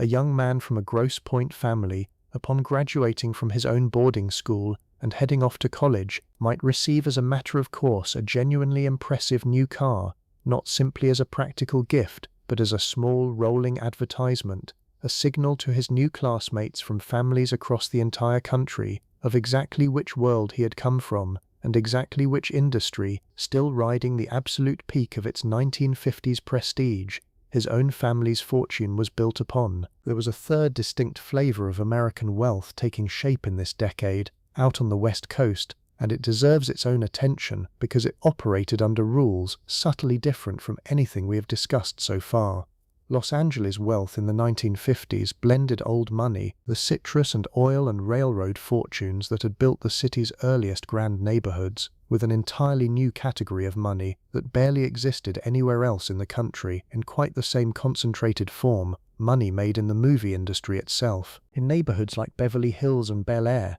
a studio executive or a genuinely major star might build a house every bit as large and lavish as anything in Newport. But the underlying social logic ran differently. Fame itself functioned here almost as a separate currency from old family lineage. A star with a spectacular new fortune and absolutely no inherited social standing whatsoever could, within Los Angeles specifically, command a level of social attention and access that a boarding school pedigree simply could not match, a genuine inversion of the rules governing Constance's world 3,000 miles to the east. The premiere itself became its own elaborate social ritual unique to this world, a major film's opening night drawing searchlights sweeping the sky above a theater on Hollywood Boulevard, a red carpet, photographers positioned specifically to capture arrivals, and an entire evening built around the careful choreography of who arrived when, in what car, wearing what gown, photographed beside whom. A major studio's publicity department worked as hard managing these details as Constance's world worked managing a seating chart, because a well-managed premiere appearance could genuinely shape a career, while an ill-considered one,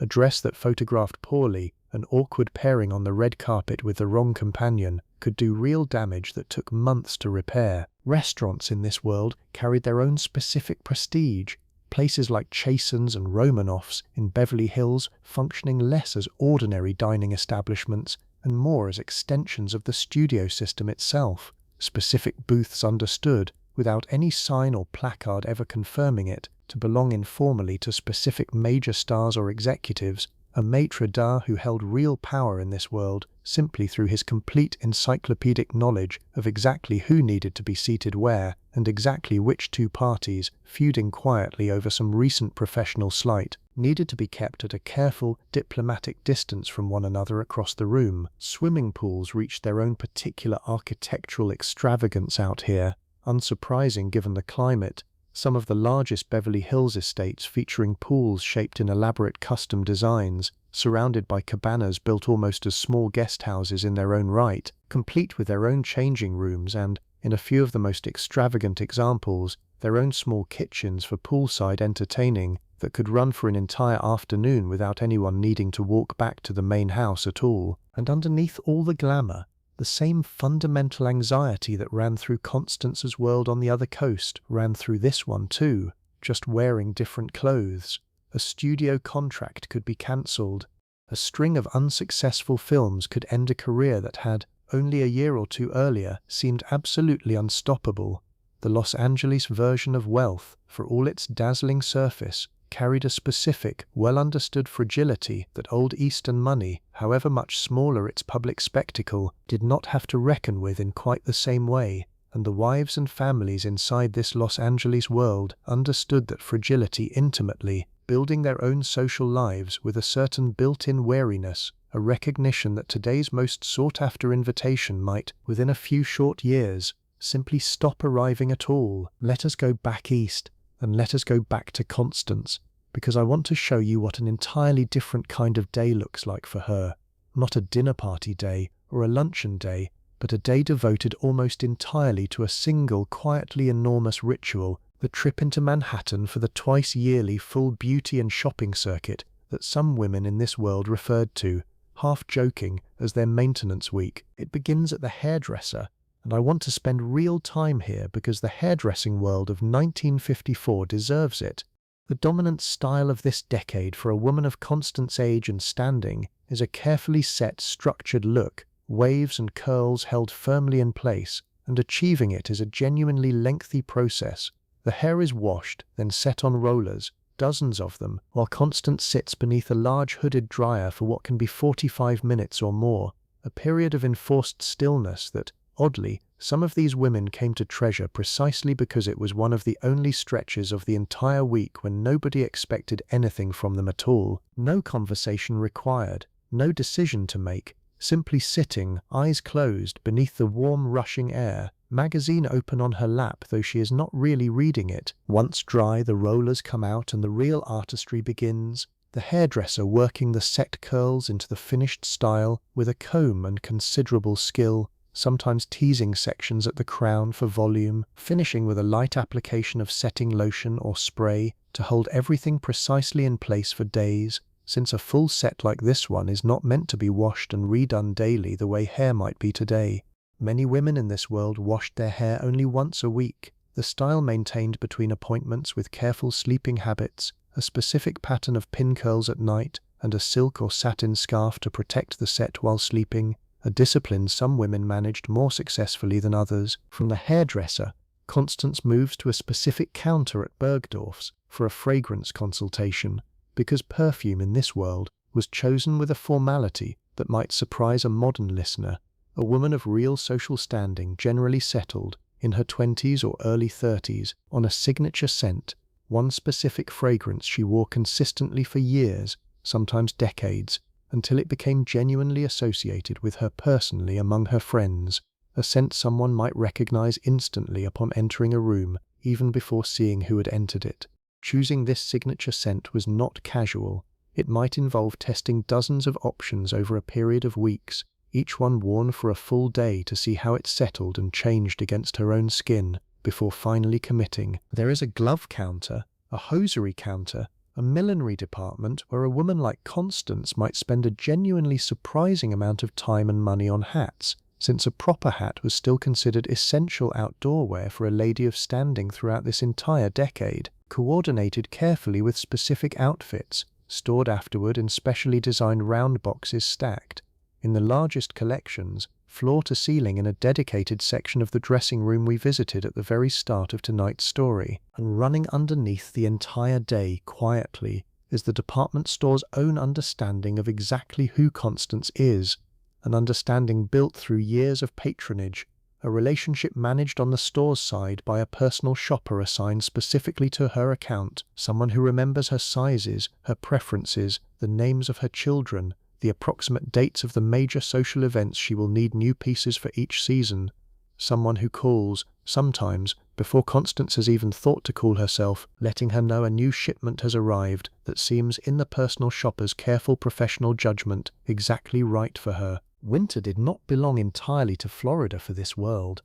A newer destination had been drawing wealthy Americans west since the late 1930s, a resort built almost from nothing in the mountains of Idaho by one of the country's major railroad companies, specifically to give its trains somewhere glamorous to travel toward. And by the 1950s, this resort, with its heated outdoor pool steaming dramatically against the snow and its imported Austrian ski instructors, had become the winter destination of choice for a certain more adventurous segment of Constance's world, families who found Palm Beach's endless bridge and cocktail hours a little too static, and preferred instead an entire week built around genuine physical activity, skiing all morning, a long lunch on a mountainside terrace, more skiing into the afternoon, and then the same cocktail hour and formal dinner ritual, familiar from every other corner of this world, just now conducted in front of a large stone fireplace instead of an ocean view. Learning to ski at all, for a woman of this era and background, was itself a specific undertaking, private lessons booked for an entire week, equipment purchased new each season since ski technology and fashion were both changing rapidly enough that last year's gear, much like last year's evening gown, began to feel subtly, uncomfortably out of date. There was a particular kind of pride in this world attached to being genuinely good at skiing, since unlike bridge or the correct seating arrangement of a dinner table, it could not be faked or delegated, and a woman who skied confidently down a difficult run in front of her friends earned a form of respect that had nothing to do with her husband's income at all. birthdays and anniversaries, meanwhile, provided their own steady rhythm of smaller celebrations throughout the year, and certain milestone occasions received treatment nearly as elaborate as the charity balls and debutante evenings we have already spent so long exploring. A 40th wedding anniversary for a couple of real social standing might be marked with a party for 200 guests, the original wedding photograph enlarged and displayed, a cake built to scale with the original wedding cake from decades earlier, guests including, when possible, surviving members of the original wedding party now considerably greyer than they had been in the photographs on display. A milestone birthday, a 50th, a 60th, might receive similarly elaborate treatment, and there developed, across this world, an entire quiet competitive tradition around exactly how grand a milestone celebration needed to be to feel appropriately significant without tipping over into something that might read, to careful observers, as slightly desperate or overdone, a needle threaded with the same delicate calculation applied to nearly everything else in this story tonight. Even smaller, more private celebrations carried their own conventions. A child's birthday party in this world, even a fairly young child, might involve professional entertainment, a magician or a puppet show hired specifically for the occasion, elaborate favor bags for the young guests filled with small, carefully chosen gifts, and a cake ordered from a specific bakery known across the whole social circle for producing cakes of a particular quality, sometimes weeks in advance for the more elaborate designs, because even a 6-year-old's birthday party in this world existed partly as a small performance for the benefit of the other mothers standing quietly at the edge of the room, with a cup of tea in hand, watching, evaluating, filing away impressions for the next luncheon conversation. I want to touch on something a little more delicate now, handled quickly and gently, because it is part of the honest picture, and that is how this world managed divorce, which happened here, as it happens everywhere, more often than the polished surface of these social pages would ever suggest. A divorce among Constance's circle was never treated as a purely private matter. It was, inevitably, a social event of its own, managed with almost as much careful choreography as a wedding, just choreography running in the opposite direction. There was, for much of this era, a specific and strange practical detail attached to divorce in New York State, where the legal grounds available were narrow enough that a couple wanting to separate cleanly and relatively quickly often traveled instead to Nevada, where residency requirements were considerably shorter and the legal process considerably simpler. A wife seeking a Nevada divorce might spend 6 weeks establishing the required residency, often staying at one of a handful of specific guest ranches near Reno that had built an entire specialized business around hosting exactly these women, offering horseback riding and quiet companionship among other women going through precisely the same private ordeal. A strange, temporary sisterhood formed entirely around the shared experience of waiting out a legal clock. Once finalized, the social reintegration that followed a divorce required its own careful navigation. A divorced woman of real social standing generally did not lose her place in this world entirely, particularly if her own family connections remained strong, but her position shifted, subtly, in ways that were rarely discussed directly but consistently felt, an invitation that might once have arrived automatically now requiring, occasionally, a bit more deliberate effort on the part of a loyal hostess determined to keep including her. Remarriage, when it happened, generally restored a woman's full social standing fairly quickly, particularly if the new husband was himself well regarded, and the wedding that followed a divorce, though necessarily smaller and quieter than a first marriage typically was, still followed most of the same essential rituals we already discussed, simply scaled down to a size the circumstances required. Let me shift now to Florida for a moment, because I mentioned Palm Beach earlier without really showing you what it looked like in its full detail, and there is a specific hotel there that deserves its own mention, a vast Mediterranean-style resort built originally in the early 1900s by a railroad and hotel magnate, specifically to give his wealthiest guests somewhere spectacular to stay through the winter season. Its long ocean-facing facade, its rows of royal palms, its enormous formal dining room where the same families returned winter after winter, generation after generation, to the same suites, their preferences remembered year after year, with a continuity that made the whole arrangement feel less like a hotel stay and more like returning to a second, seasonal home they had simply never bothered to purchase outright. The winter season at a resort like this one built its own entire calendar of formal events, a masquerade ball, a series of bridge tournaments, garden parties held on the manicured grounds overlooking the ocean, and a constant quiet churn of the same several hundred families moving between this hotel, the private clubs nearby, and each other's rented or owned Palm Beach houses, the entire town, for these few winter months, functioning as an extension of exactly the same social machinery we have already spent this whole evening examining, just relocated south, under palm trees instead of bare Long Island oaks. The ocean outside considerably warmer, the fundamental rules of who belonged and who did not, remaining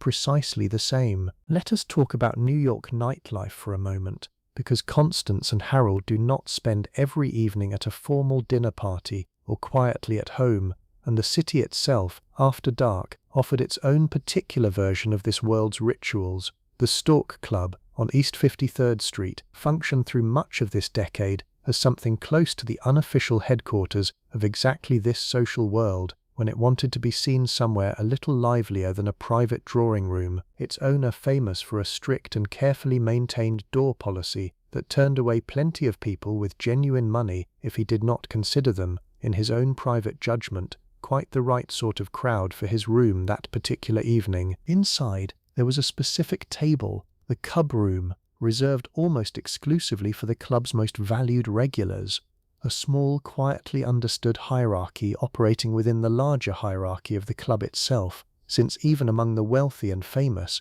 there existed a further, finer gradation of who got seated where. Champagne arrived at certain tables without ever having been ordered, a signal, understood by everyone in the room without a word needing to be exchanged, of exactly whose favor a particular guest currently enjoyed. The 21 Club, further uptown, offered a somewhat more restrained, more purely social version of the same evening, a favorite specifically among the business crowd, its walls famously decorated with small model items donated over the decades by regular patrons, a private visual record of exactly which families had, over the years, considered this particular room their own. Broadway openings provided another regular occasion for this world to gather formally, a major new production's opening night drawing much the same crowd we have already seen at the Museum Gala and the Newport Summer Party, dressed for the evening, seen arriving, seen again afterward at whichever restaurant had become that season's understood gathering place for the after-party.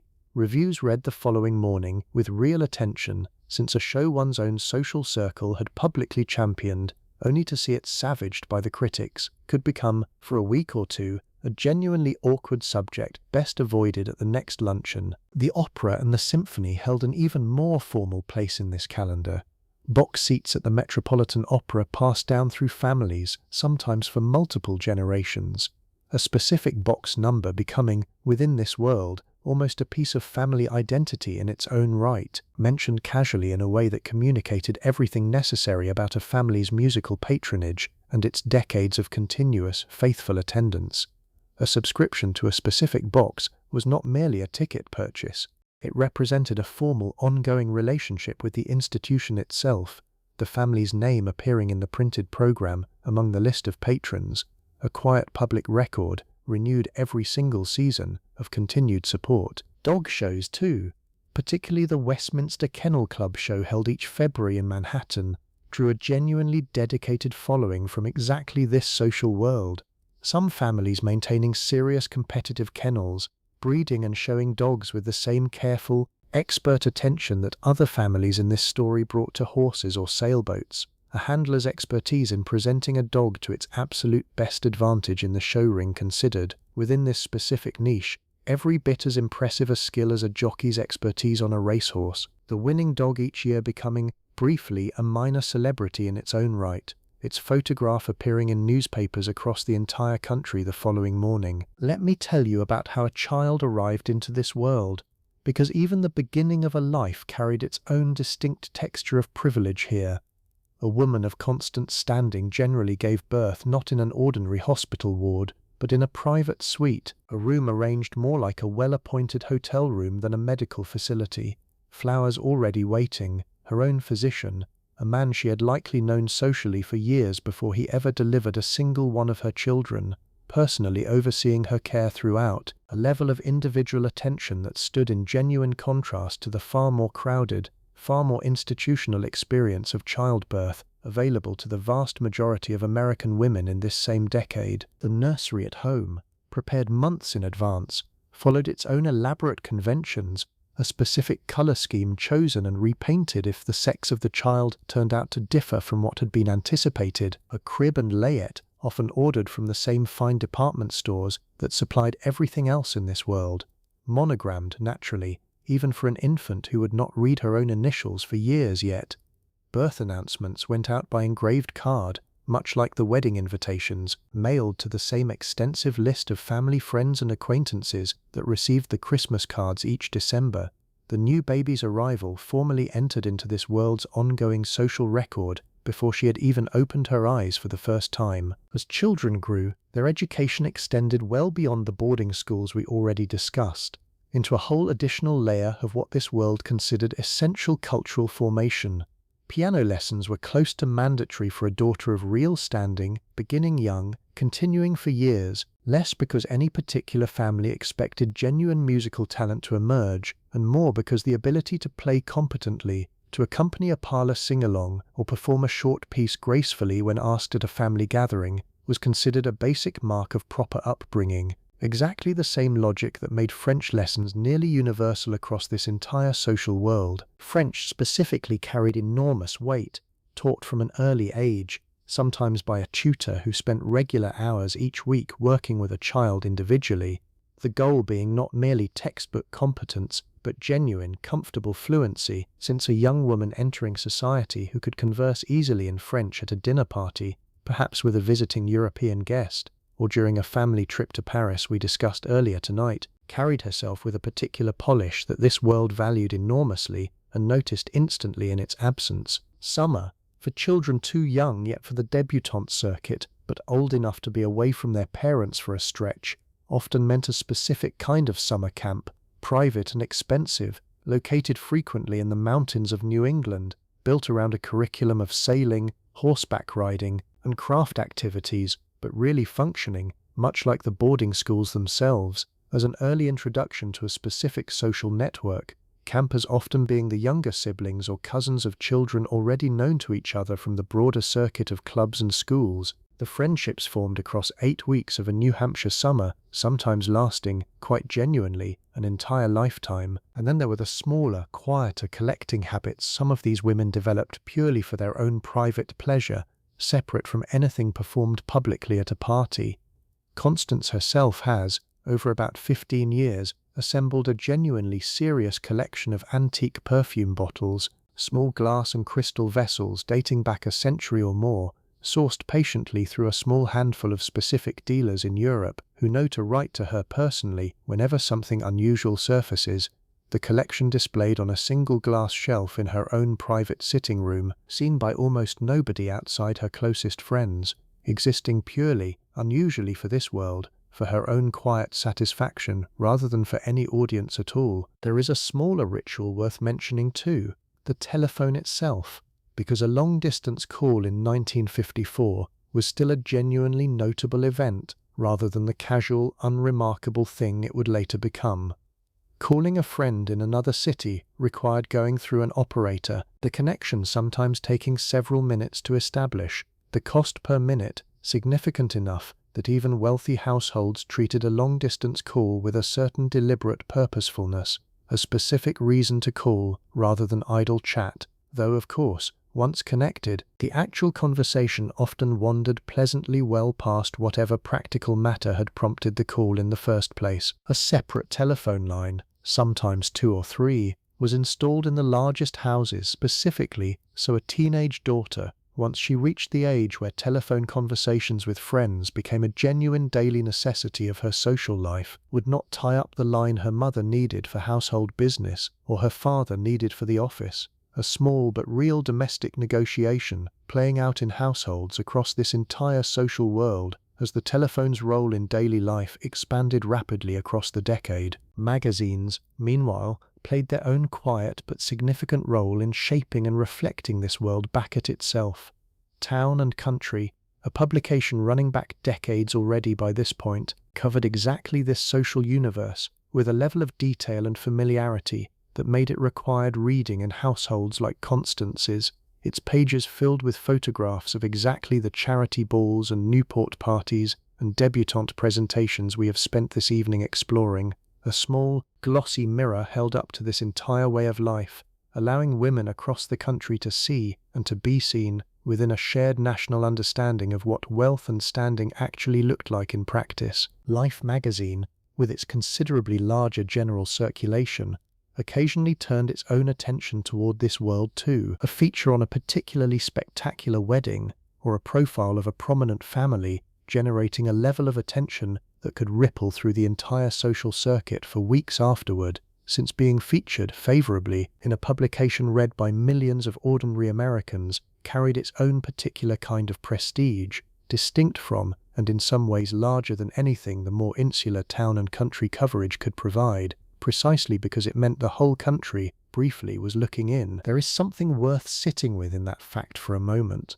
This entire elaborate world, built so carefully around exclusivity, around careful gatekeeping, around clubs and boards, deliberately designed to keep most Americans out, existed simultaneously as a subject of genuine popular fascination for exactly those excluded millions who read about the debutante balls and the Newport parties in their own living rooms, in cities and small towns, with none of this wealth themselves, and found in these stories a kind of American fairy tale, distant and glamorous and, for most readers, entirely theoretical, and yet somehow still deeply compelling, a story about their own country's possibilities and excesses that they returned to, issue after issue, year after year, with genuine and consistent interest. Let us return, finally, to the charity ball itself, the one Constance and her committee began planning back at that lunch we sat through near the beginning of tonight's story, because months have now passed.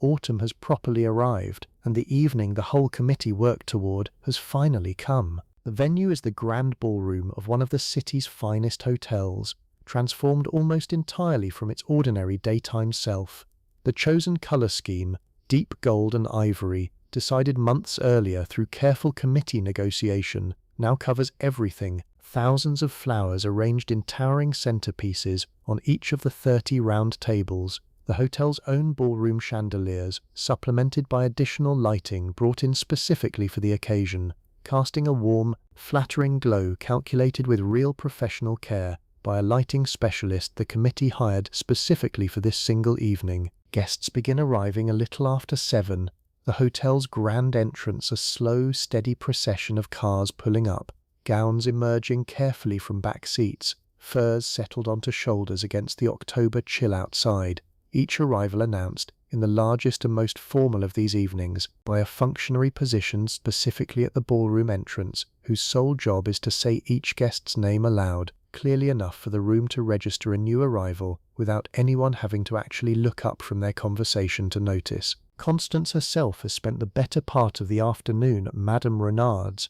and then at the hairdresser we visited earlier tonight. Her gown, chosen from this season's private showing months ago, a deep bronze silk that catches the ballroom light beautifully as she moves, the necklace with a name, the one from the vault we opened together at the very start of this story, finally out for one of its handful of annual appearances, resting against her collarbone with a weight she has felt many times before, and still, if she is honest with herself, finds genuinely thrilling every single time. Dinner is served in courses, much like the private dinner party we already witnessed, though executed here at a scale that required weeks of coordination between the hotel's kitchen and the committee's own planning. 300 identical plates arriving in careful sequence, timed so that every table receives its course within moments of every other table, a logistical achievement that guests never think about for even a second, precisely because it has been executed correctly. The orchestra,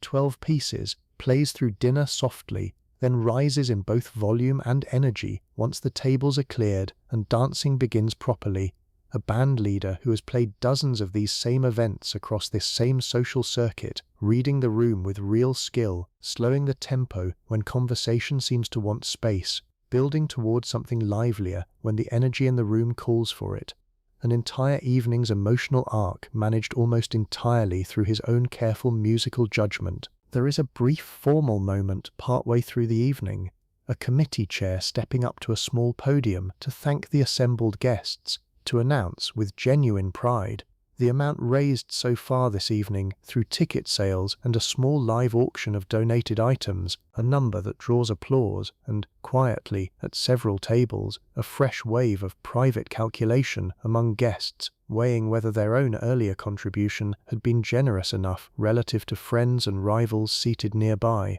though nobody would ever say so aloud. And underneath the dancing, underneath the champagne and the orchestra and the careful lighting, there is something genuinely, quietly moving happening too, easy to miss if you are only watching the surface. Real money is changing hands tonight, flowing toward a cause that will, within the year, translate into actual hospital beds, actual medical equipment, actual care delivered to children who will never know any of these 300 names, who will simply, someday, benefit from decisions made and money raised on an October evening none of them will ever hear about. The performance and the substance, in other words, are not actually separate things tonight. They are the same evening, running simultaneously, each one somehow necessary to the other, the glamour functioning as the very engine that makes the genuine good possible, an uncomfortable, complicated truth that Constance herself has thought about more than once, standing at the edge of a room exactly like this one, watching the dancing, holding a glass of champagne she has barely touched. By 11,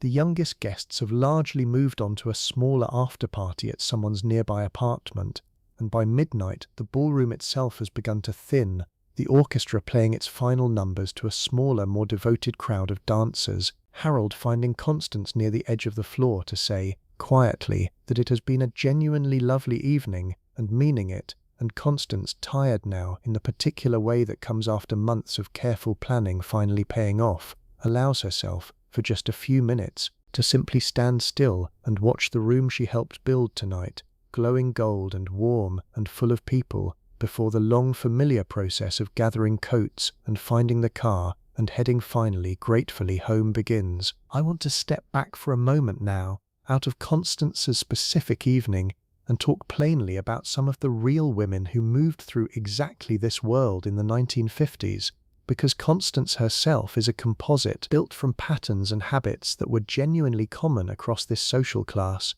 but the actual individual women who lived lives resembling hers are worth naming, at least a few of them, because their real biographies add something Constance imagined one cannot. Brooke Astor, who by this decade had already begun the philanthropic work that would eventually define the second half of her long life, moved through precisely this world of boards and balls and careful fundraising, eventually becoming one of the most significant philanthropic figures in New York's 20th century history, her name attached to hospital wings and library renovations and park restorations across the city for decades to come. Her path illustrates something genuinely important about this world, the way genuine, lasting civic good could and did emerge from the same social machinery that produced the furs and the debutante balls we have spent so long examining tonight. CZ Guest, a woman whose own life ran through exactly the Newport and Palm Beach circuits we toured earlier this evening, became known across this social world and increasingly beyond it,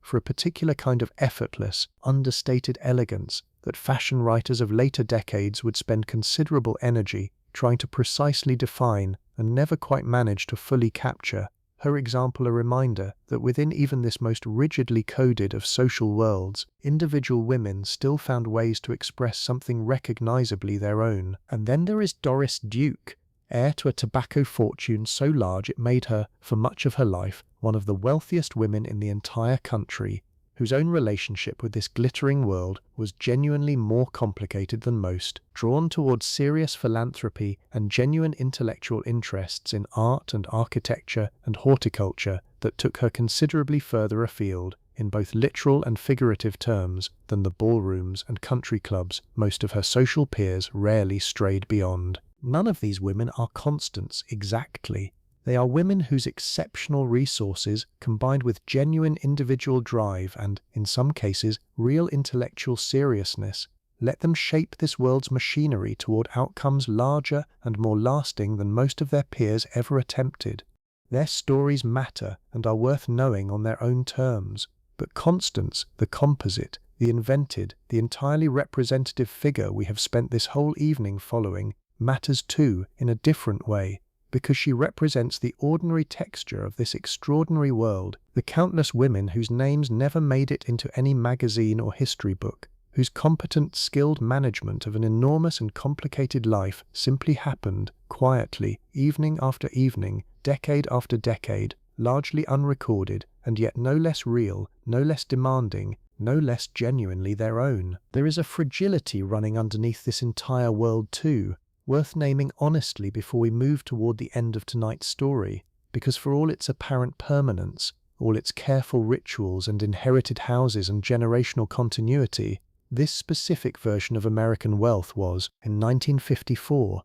closer to its own historical peak than anyone inside it fully understood at the time. The next 20 years would bring changes that none of these families, for all their careful planning and generational thinking, entirely saw coming. Shifts in taxations, shifts in social expectation, a slowly changing country that would, by the time Constance's own grandchildren reached adulthood, regard many of these rituals, the calling cards, the formal debuts, the rigid old money and new money distinctions, as something closer to historical curiosity than living practice. Nothing tonight is meant to suggest this world was somehow doomed or foolish. It is simply worth remembering, as we sit here together tonight, that every world, however solid it feels while you are inside it, is quietly, constantly becoming history, one ordinary evening at a time. One more tradition is worth walking through carefully before we bring tonight's story home, and that is the country house weekend, a ritual that ran, in one form or another, through nearly every corner of this world we have explored tonight, from Long Island to Newport to the grand estates further inland in places like Virginia and the Carolinas, an invitation for what this world called a Friday to Monday, borrowing the phrase from an older British tradition that had never quite translated into American life as simply a weekend, meant something considerably more elaborate than the casual overnight visit the phrase might suggest today.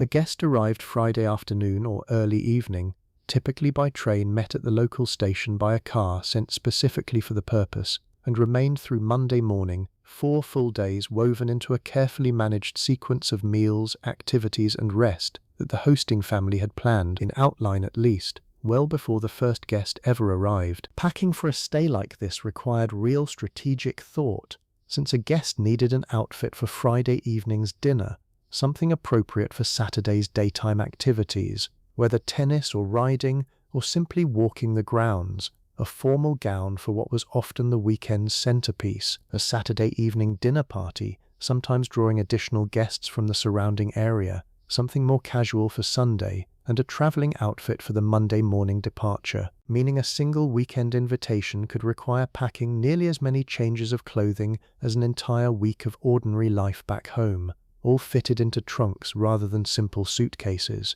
Since a weekend bag in the modern sense barely existed as a concept for a woman of Constance's standing traveling to an event of this scale, the hosting family's own preparation began considerably earlier still. Guest rooms assigned with real diplomatic care, since seating certain personalities in adjoining rooms, or, worse, placing a guest too far from the nearest bathroom relative to their standing within the group, could create small but genuinely felt slights that lingered in memory far longer than the actual weekend itself. Activities were planned with contingencies for weather, a full slate of outdoor options for Saturday afternoon, and an equally full slate of indoor alternatives, cards, charades, an impromptu concert around the piano, ready to be deployed instantly if rain arrived instead of the sunshine everyone had hoped for. These weekends served a genuinely important social function beyond simple pleasure, because they allowed relationships to deepen in a way a single evening's dinner party never quite could. 4 days spent largely in each other's company, across meals and activities and quiet, unstructured hours in between, let guests and hosts observe each other with a level of intimacy that the more formal, tightly scheduled evenings we have already toured tonight simply did not allow. A young man being quietly considered as a potential match for a family's daughter might be invited specifically for one of these extended weekends, giving both families a genuinely useful, extended opportunity to observe him in a range of situations,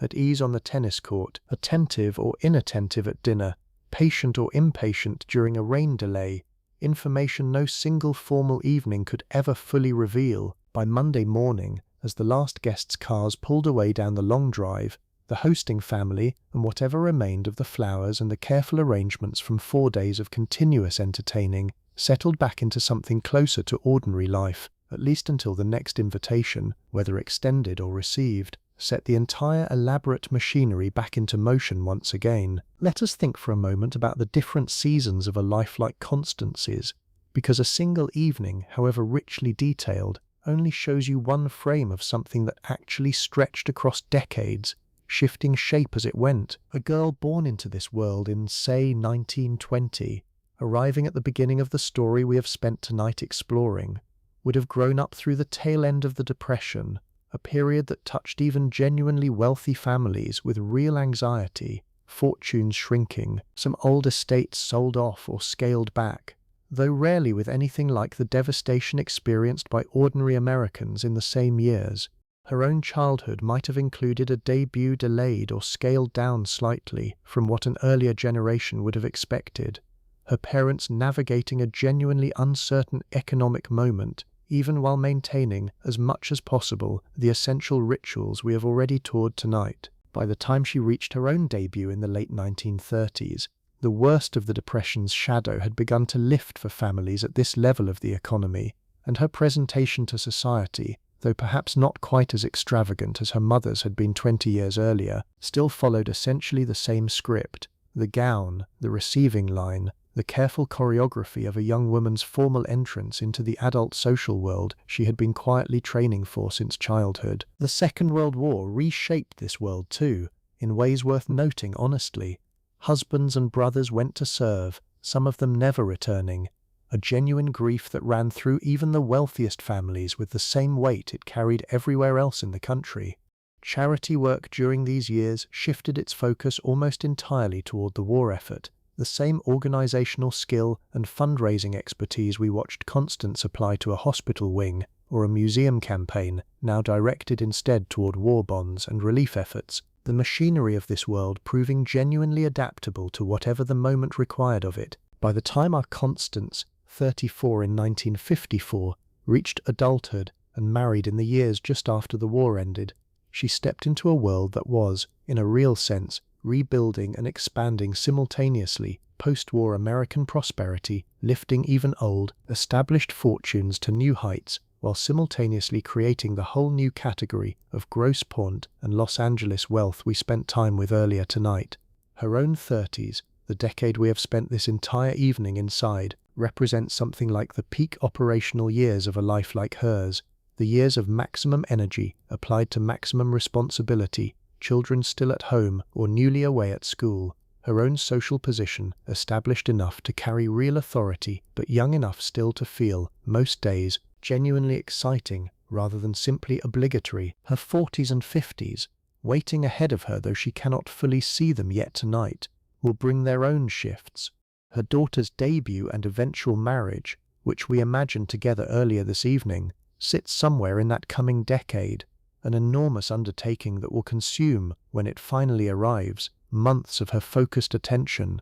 Her son's own path through college, and eventually into whatever career the family's connections and expectations guide him toward, will unfold across these same years, and gradually, as she moves into her later 50s and beyond, her role within this world will shift again, from the woman actively managing an enormous social calendar towards something closer to a senior figure whose opinion carries real weight, precisely because she has, by then, been doing this work correctly and visibly for the better part of 30 years, a matriarch in the fullest sense of that word, her own daughter and daughter-in-law now gradually inheriting the specific rituals and responsibilities Constance herself learnt so many years earlier from her own mother. There is a kind of quiet continuity running through all of it, a chain of women each learning this elaborate, demanding, genuinely skilled way of living from the woman who came before her, passing it forward in turn, generation folding into generation, the specific fashions and technologies changing considerably across the decades, while the underlying structure, the careful management of appearance and reputation and social obligation, remained, for a remarkably long stretch of American history, essentially, recognizably the same. Let us spend a little time now with Harold's world specifically, because though tonight has rightly centered on Constance and the women who moved through this social universe, the men's parallel world deserves its own brief attention, if only to show how differently, and in some ways how similarly, wealth structured their days. Harold's own clubs operate on a slightly different rhythm than Constance's world of luncheons and committee meetings. The Metropolitan Club, or an institution very much like it, in the heart of Manhattan, functions as something between an office away from the office and a genuine second home, a place where Harold might take a client to lunch, conduct a piece of business that would feel too casual for his actual office and too significant for a public restaurant, or simply spend a quiet hour reading the paper in a leather armchair before catching his train home. Membership here, like everywhere else in this story, was governed by exactly the kind of careful, slow-moving admission process we discussed earlier. Sponsors required, a waiting period expected, a young man's own father's long membership serving as the single most valuable credential he could offer on his own application. Cigars carried their own small ritual weight in this world. A good cigar smoked slowly after dinner, in the library, among men, a moment that functioned as much as a marker of leisure and accomplishment as an actual pleasure in the tobacco itself. Specific brands and specific sizes, carrying their own quiet significance among men who could discuss the relative merits of a particular Cuban blend with the same expert seriousness Constance's circle brought to wine or jewelry. Business itself, for a man like Harold, often blurred seamlessly into the social calendar we have spent this whole evening exploring. A genuinely significant portion of real deal-making in this era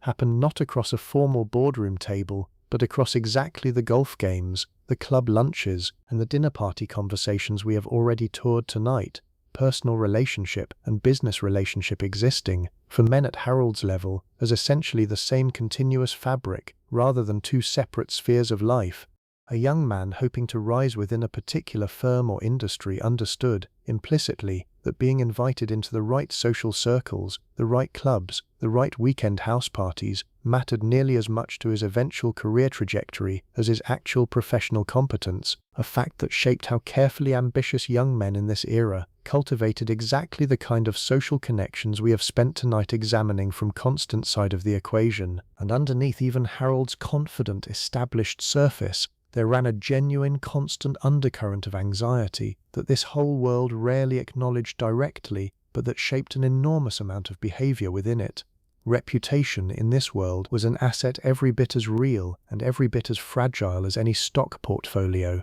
and it could be damaged by surprisingly small things, a business deal that soured publicly, a rumor of financial trouble that spread, even inaccurately, through the same social channels that carried every other piece of information in this tightly networked world. A single evening of visibly excessive drinking at the wrong party, witnessed by the wrong people, keeping up appearances, a phrase that sounds almost comically old-fashioned today, described a genuine, constant, exhausting effort in this world, one that both Constance and Harold in their different spheres practiced continuously, instinctively, almost without conscious thought, because the alternative, a visible crack in the carefully maintained surface, carried consequences that could ripple outward for years. Stock market anxiety, in particular, sat quietly beneath the surface of even the wealthiest households in this era. Memory of the crash a generation earlier still fresh enough, even in 1954, to shape how carefully men like Harold managed and diversified their families' holdings, a private, constant vigilance that rarely surfaced in the relaxed, confident manner these families presented publicly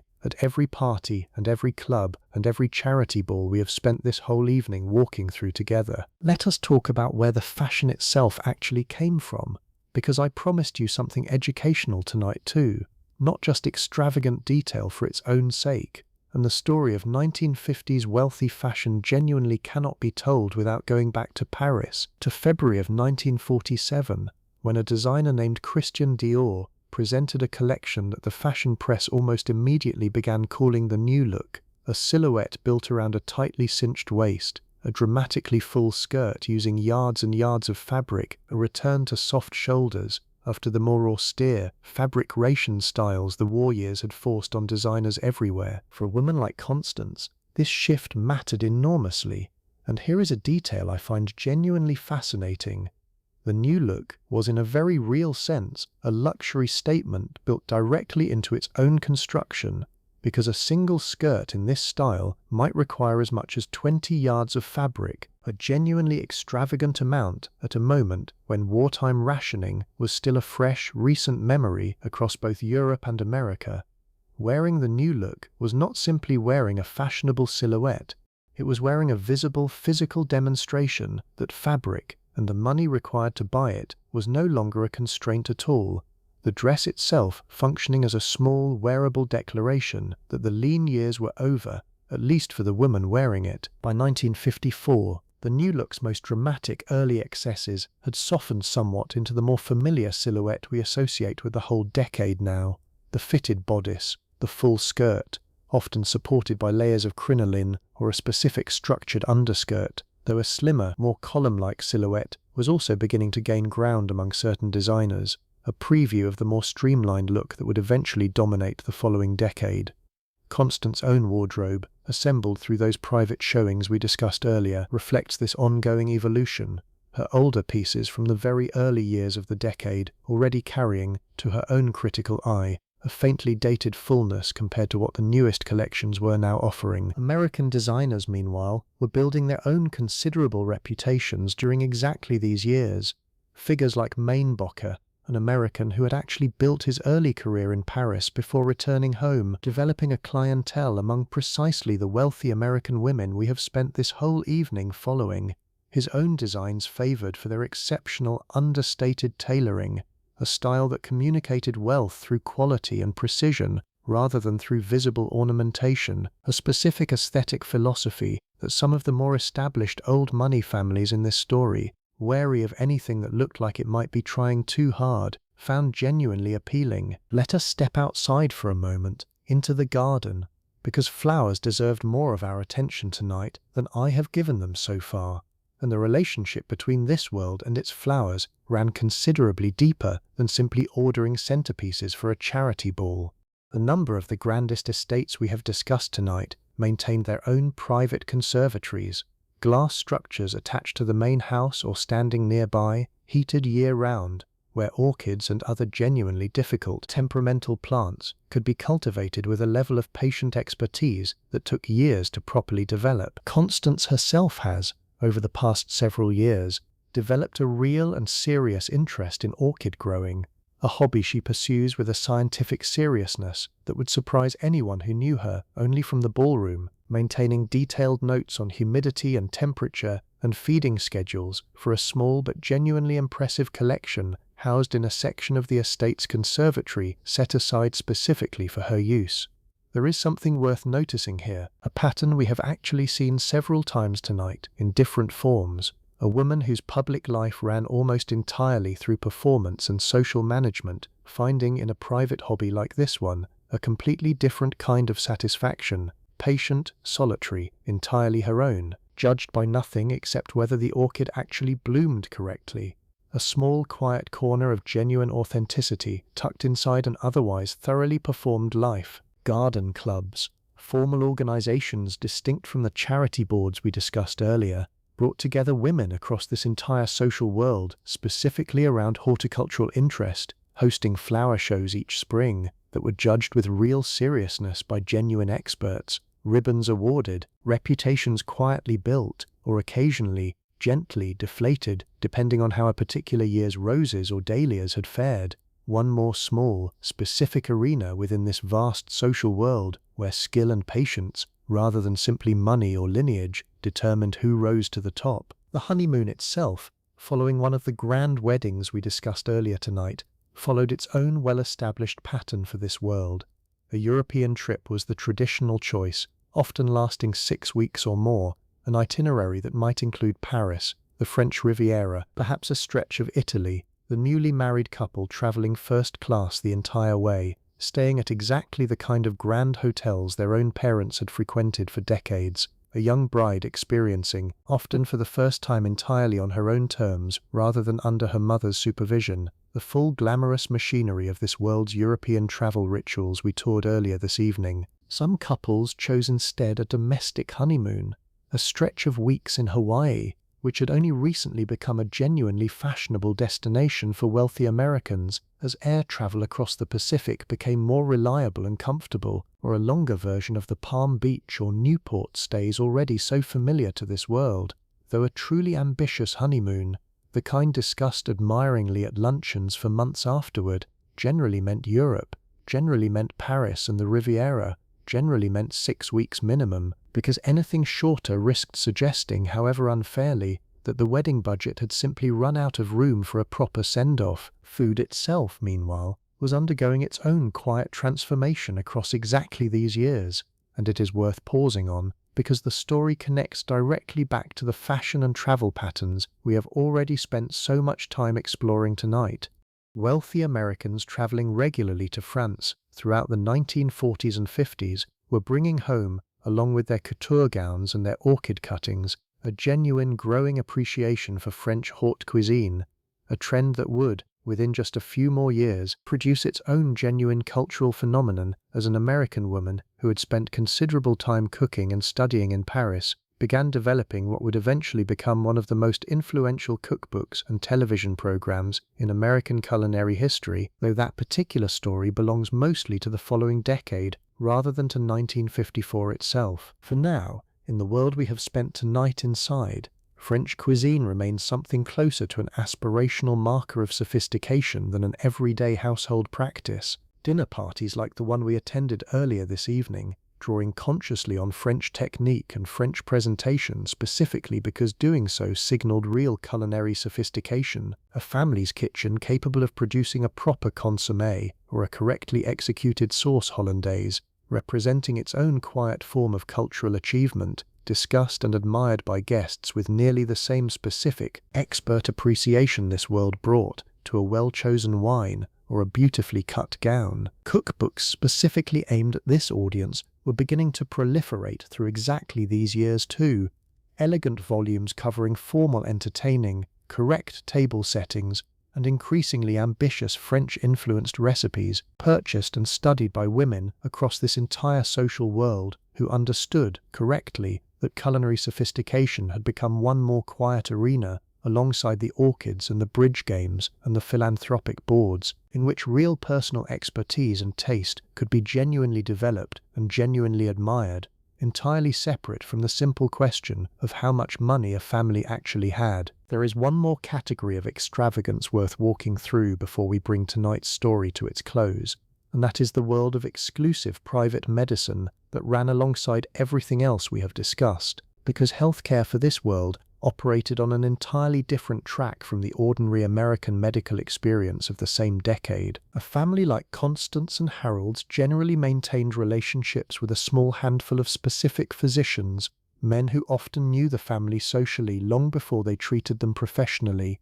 sometimes members of the same clubs, occasionally even guests at the very dinner parties we toured earlier tonight. House calls, though becoming rarer across the country generally as the decade progressed, remained genuinely common for this world, a physician arriving personally at the house for anything beyond the most routine concern, a level of individual attention that stood in real contrast to the increasingly institutional, appointment-based medicine most Americans were beginning to experience in this same era. For anything more serious, there were specific hospitals and specific private suites, arrangements made through personal connection rather than simply through the ordinary admissions process, a family's standing physician often personally coordinating with specialists he knew and trusted, rather than the patient navigating an unfamiliar referral system alone.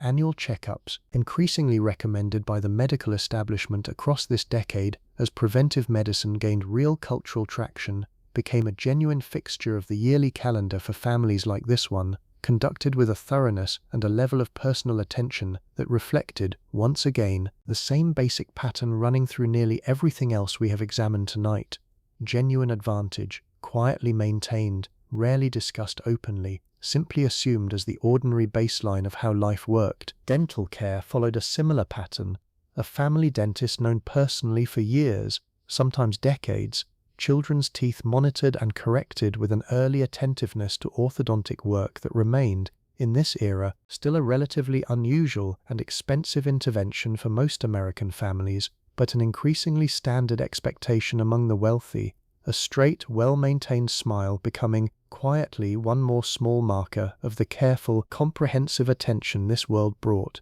to literally every visible aspect of a person's presentation to the world. Let me tell you about one more specific ritual before we move toward closing, because it captures something genuinely particular about this world's relationship with time and continuity. Many of the families we have discussed tonight maintained what amounted to a formal family archive, sometimes literally called that within the household, a dedicated room or a set of specially built cabinets holding photographs, correspondence, wedding announcements, newspaper clippings, and other documentation of the family's social and personal history stretching back multiple generations. This was not casual scrapbooking, it was maintained with real formality, sometimes by a family member specifically interested in the task, occasionally organized with the same careful cataloging system Constance applies to her own wardrobe archive, because a family's history, in this world, functioned as its own kind of asset, evidence of continuity and standing that could be produced, quietly, when needed, a photograph of a grandmother's own debut pulled out to compare against a granddaughter's gown 50 years later, the visual echo across generations mattering enormously to a family invested, as nearly every family in this story has been, in projecting an image of settled, unbroken continuity through time. Correspondence itself was preserved with particular care. Letters between family members during the war years especially treated as genuinely precious documents, sometimes bound eventually into private volumes, a small, quiet act of preservation that stood in real contrast to the more disposable, performative aspects of this world we have spent so much of tonight examining. Here, finally, was a category of object valued purely for what it actually contained: the handwriting, the voice, the genuine private thoughts of a specific person at a specific difficult moment, rather than for anything it communicated to an outside audience at all. And there was, running through all of this careful preservation, a genuine awareness, even in the middle of the 1950s, that this particular world was itself a specific historical moment, one that would not last forever in exactly this form. Older members of these families, women in their 70s and 80s who had come of age in the very different world of the 1890s, spoke sometimes, at exactly the kind of quiet family gatherings we have not had much occasion to visit tonight, about how considerably the rules and rituals had already shifted across their own long lifetimes,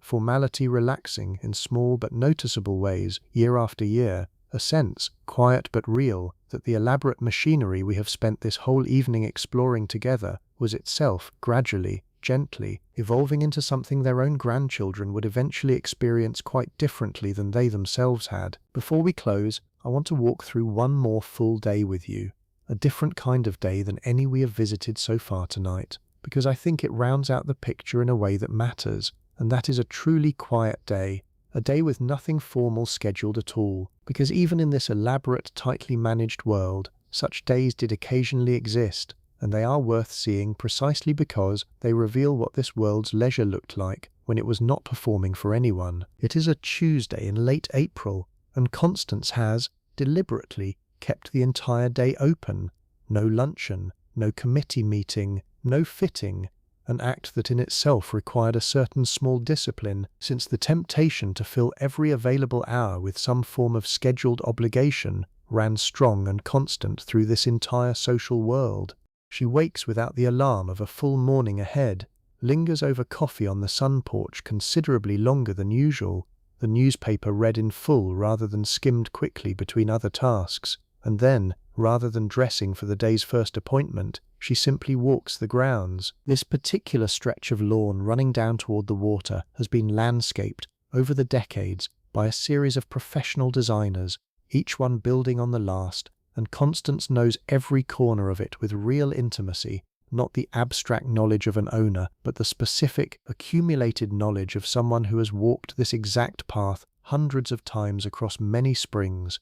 She notices, this particular April morning, that the dogwood near the old stone wall has bloomed a full week earlier than last year, a small private observation that means nothing to anyone else and everything to her, the kind of quiet, personal noticing that has almost nothing to do with status or performance, and everything to do with simply having lived attentively in one place for a long stretch of years. She spends part of the late morning in the conservatory with her orchids, the same private hobby we visited earlier tonight, adjusting a humidity setting, examining a new bud with real unhurried patience, a task that requires no audience whatsoever and receives, on a day like today, none at all. Lunch is simple, taken alone at the small table in the sun porch rather than the grander dining room, a task that would have felt almost unthinkable on one of the more elaborately scheduled days we have already toured together tonight. And there is something worth noticing in that too, the way even a woman surrounded by extraordinary material abundance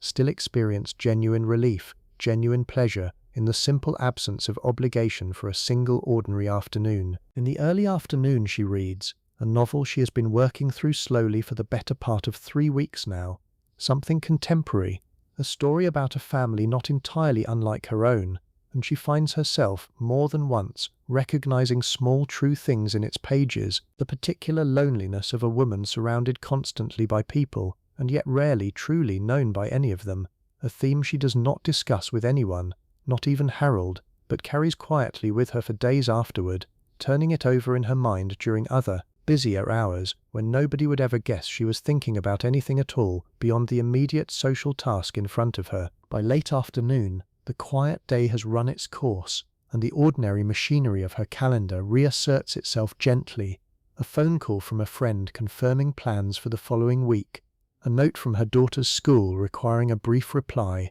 small threads pulling her back into the wider, busier rhythm of her actual life. But this one quiet Tuesday, largely uneventful by any external measure, unremarkable enough that it would never appear in any society page or family archive, remains, in its own small way, one of the more genuinely restorative days in her entire year, a reminder, if she needed one, of what her own inner life actually felt like underneath all the careful performance we have spent so many hours examining together tonight. I think there is something worth sitting with in that quiet Tuesday, something that reaches in its own gentle way well beyond the specific world of 1950s American wealth we have spent this whole evening exploring. Every life, however grand or however ordinary, however filled with obligation and performance and the careful management of appearance, seems to need these unscheduled hours, these small private windows where nothing at all is required, where a person can simply notice a dogwood blooming a week early,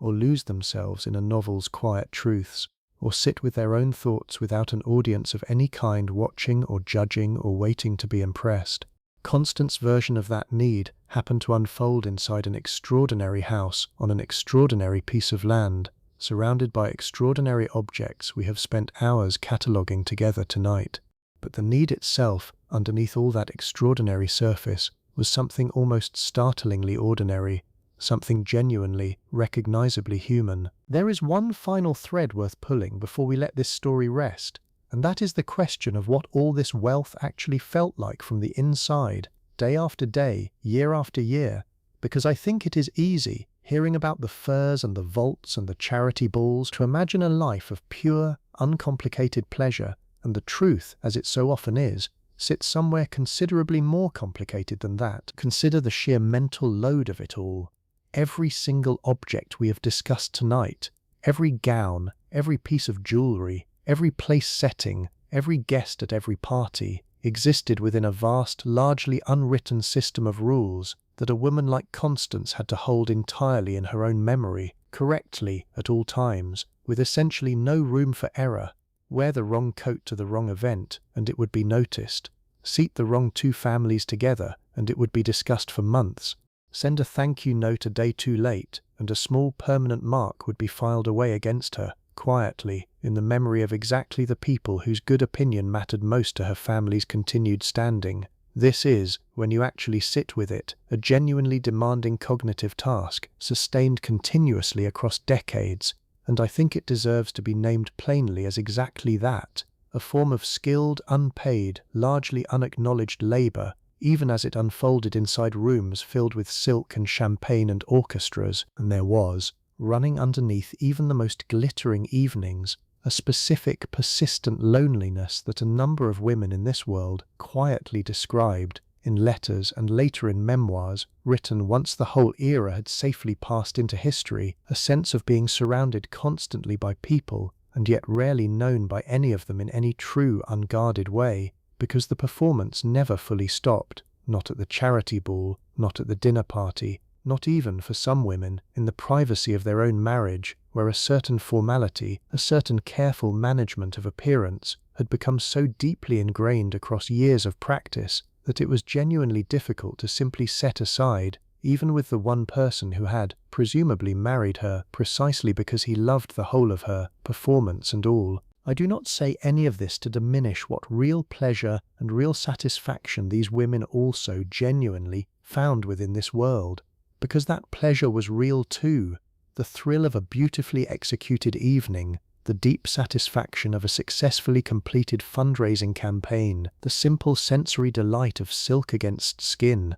or a perfectly ripe peach at the height of summer, or a piece of music played correctly after weeks of private practice. Both things were true simultaneously, the genuine pleasure and the genuine exhaustion, the real accomplishment and the real invisible cost. And I think a story that only shows you one side of that truth is not actually telling you the truth at all. There is also, worth naming honestly before we close, the enormous gap between this world and the world most Americans actually lived in during these same exact years. While Constance debated which of 11 fur coats suited a particular December evening, a considerable portion of the country was still recovering, materially and otherwise, from the Depression and the war, working long hours in factories and offices for wages that made even a single one of Constance's evening gowns an entirely unreachable fantasy. This is not a detail meant to produce guilt or discomfort, simply context, the honest backdrop against which this whole glittering story actually unfolded.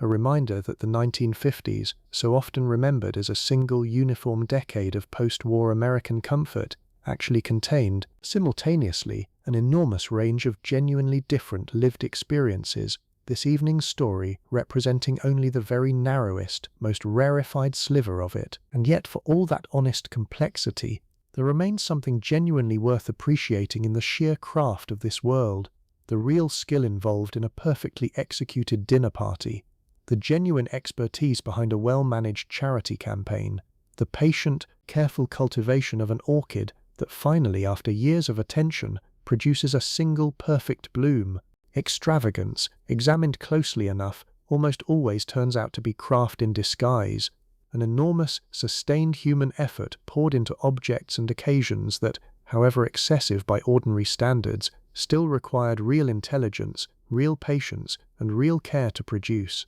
That, I think, is worth honoring too, alongside everything else we have named tonight. One last small ritual deserves mention before we close, because it captures something true about how this entire world thought about time itself. Many of these families kept what they called a guest book, a formally bound volume placed near the entrance of the grandest houses, in which every visitor who stayed overnight, or sometimes even every guest who attended a significant dinner, was asked to sign their name, occasionally with a brief personal note beneath it. Decades of these signatures accumulated across a single volume, sometimes across several volumes, filling an entire shelf, a quiet, growing record of exactly who had passed through a particular house across a particular family's lifetime, browsed occasionally by a hostess planning an anniversary party, searching back through old pages to remember exactly which friends had gathered for a celebration a decade or two earlier, the yellowing pages themselves becoming, over enough years, a genuinely moving document of an entire social world's accumulated history, page after page of familiar names, some now long past, their handwriting preserved exactly as it had looked on one particular evening that none of them, signing their names so casually at the time, could have known would still be read, admired, and quietly treasured so many years later. Think too about the sheer number of small specialized skills a woman in this world was quietly expected to master across her lifetime. Skills that rarely appeared on any formal curriculum, yet were treated as entirely essential to a properly lived life.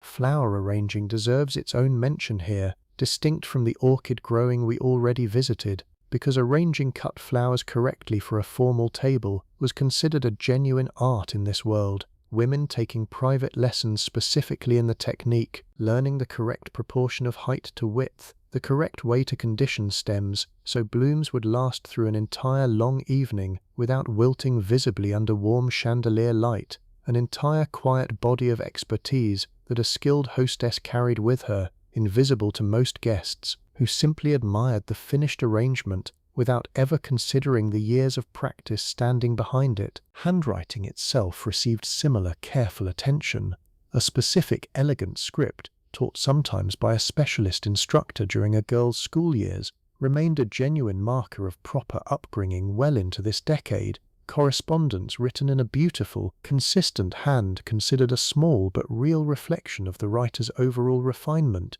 in much the same way a poorly formed signature on an otherwise perfect thank you note could quietly undercut the whole careful gesture. And there was the art of conversation itself, perhaps the most essential skill of all, though the least formally taught. A woman moving through this world needed to be able to speak knowledgeably, though never overbearingly, about a genuinely wide range of subjects, current events, literature, the arts, without ever appearing to lecture or to compete too directly with the men at the table, a delicate balance requiring real intelligence deployed with real practiced restraint, a skill that took years of careful observation and quiet trial and error to fully master, learnt not from any book but from simply watching, again and again, across countless dinner parties very much like the one we sat through together earlier tonight, exactly how the most admired women in the room managed to seem effortlessly, entirely themselves. All of this, taken together, the flowers and the handwriting and the conversation,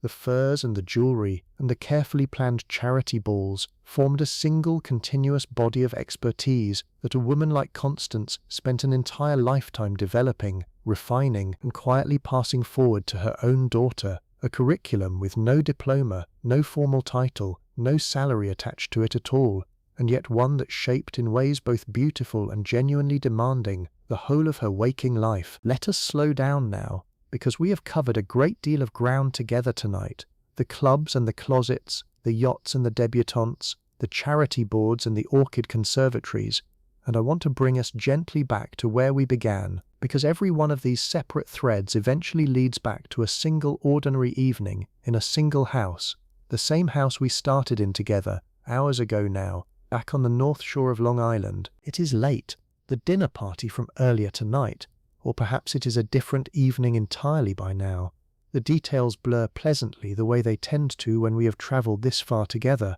has finally wound down, the last guest's headlights long since disappeared down the gravel drive. The house is quiet in that particular expensive way we noticed together at the very beginning, thick walls holding the silence, good windows keeping the world outside genuinely outside. Constance is upstairs now, back in the dressing room where we first met her this morning, though the light through the window has changed entirely, gone from that soft early grey to a deep settled dark, the water beyond the lawn visible only as a slightly darker band against an even darker sky. She unclasps the necklace with a name, feels its familiar weight lift away from her collarbone, and sets it carefully back into its velvet case, ready to return, tomorrow, to the vault where it will wait, patient and largely unseen, for whichever occasion calls it out again months from now. The bronze silk dress, the one from this evening or perhaps an earlier one, comes off and goes onto its form, ready for its own careful attention before it returns to that rotating rack we admired together at the very start of tonight's story. Her hair, still set from this morning's careful hours beneath the dryer, gets wrapped gently in the silk scarf that will protect the style through the night ahead, a small daily ritual repeated so many thousands of times across a life like hers that it has become entirely automatic, barely requiring conscious thought at all. There is a specific quality to this hour, alone, unwatched, that I think matters more than almost anything else we discussed tonight, and it is worth sitting with for a moment before we let Constance finally sleep. Nearly everything we have toured together this evening, the clubs and the balls and the careful seating charts and the 12-course dinners and the whole vast, glittering, exhausting machinery of this specific American world, existed for an audience. It was watched, judged, discussed, remembered, filed away for the next luncheon's careful conversation. This hour, right now, alone in a quiet dressing room with the lamp turned low, belongs to absolutely nobody but her.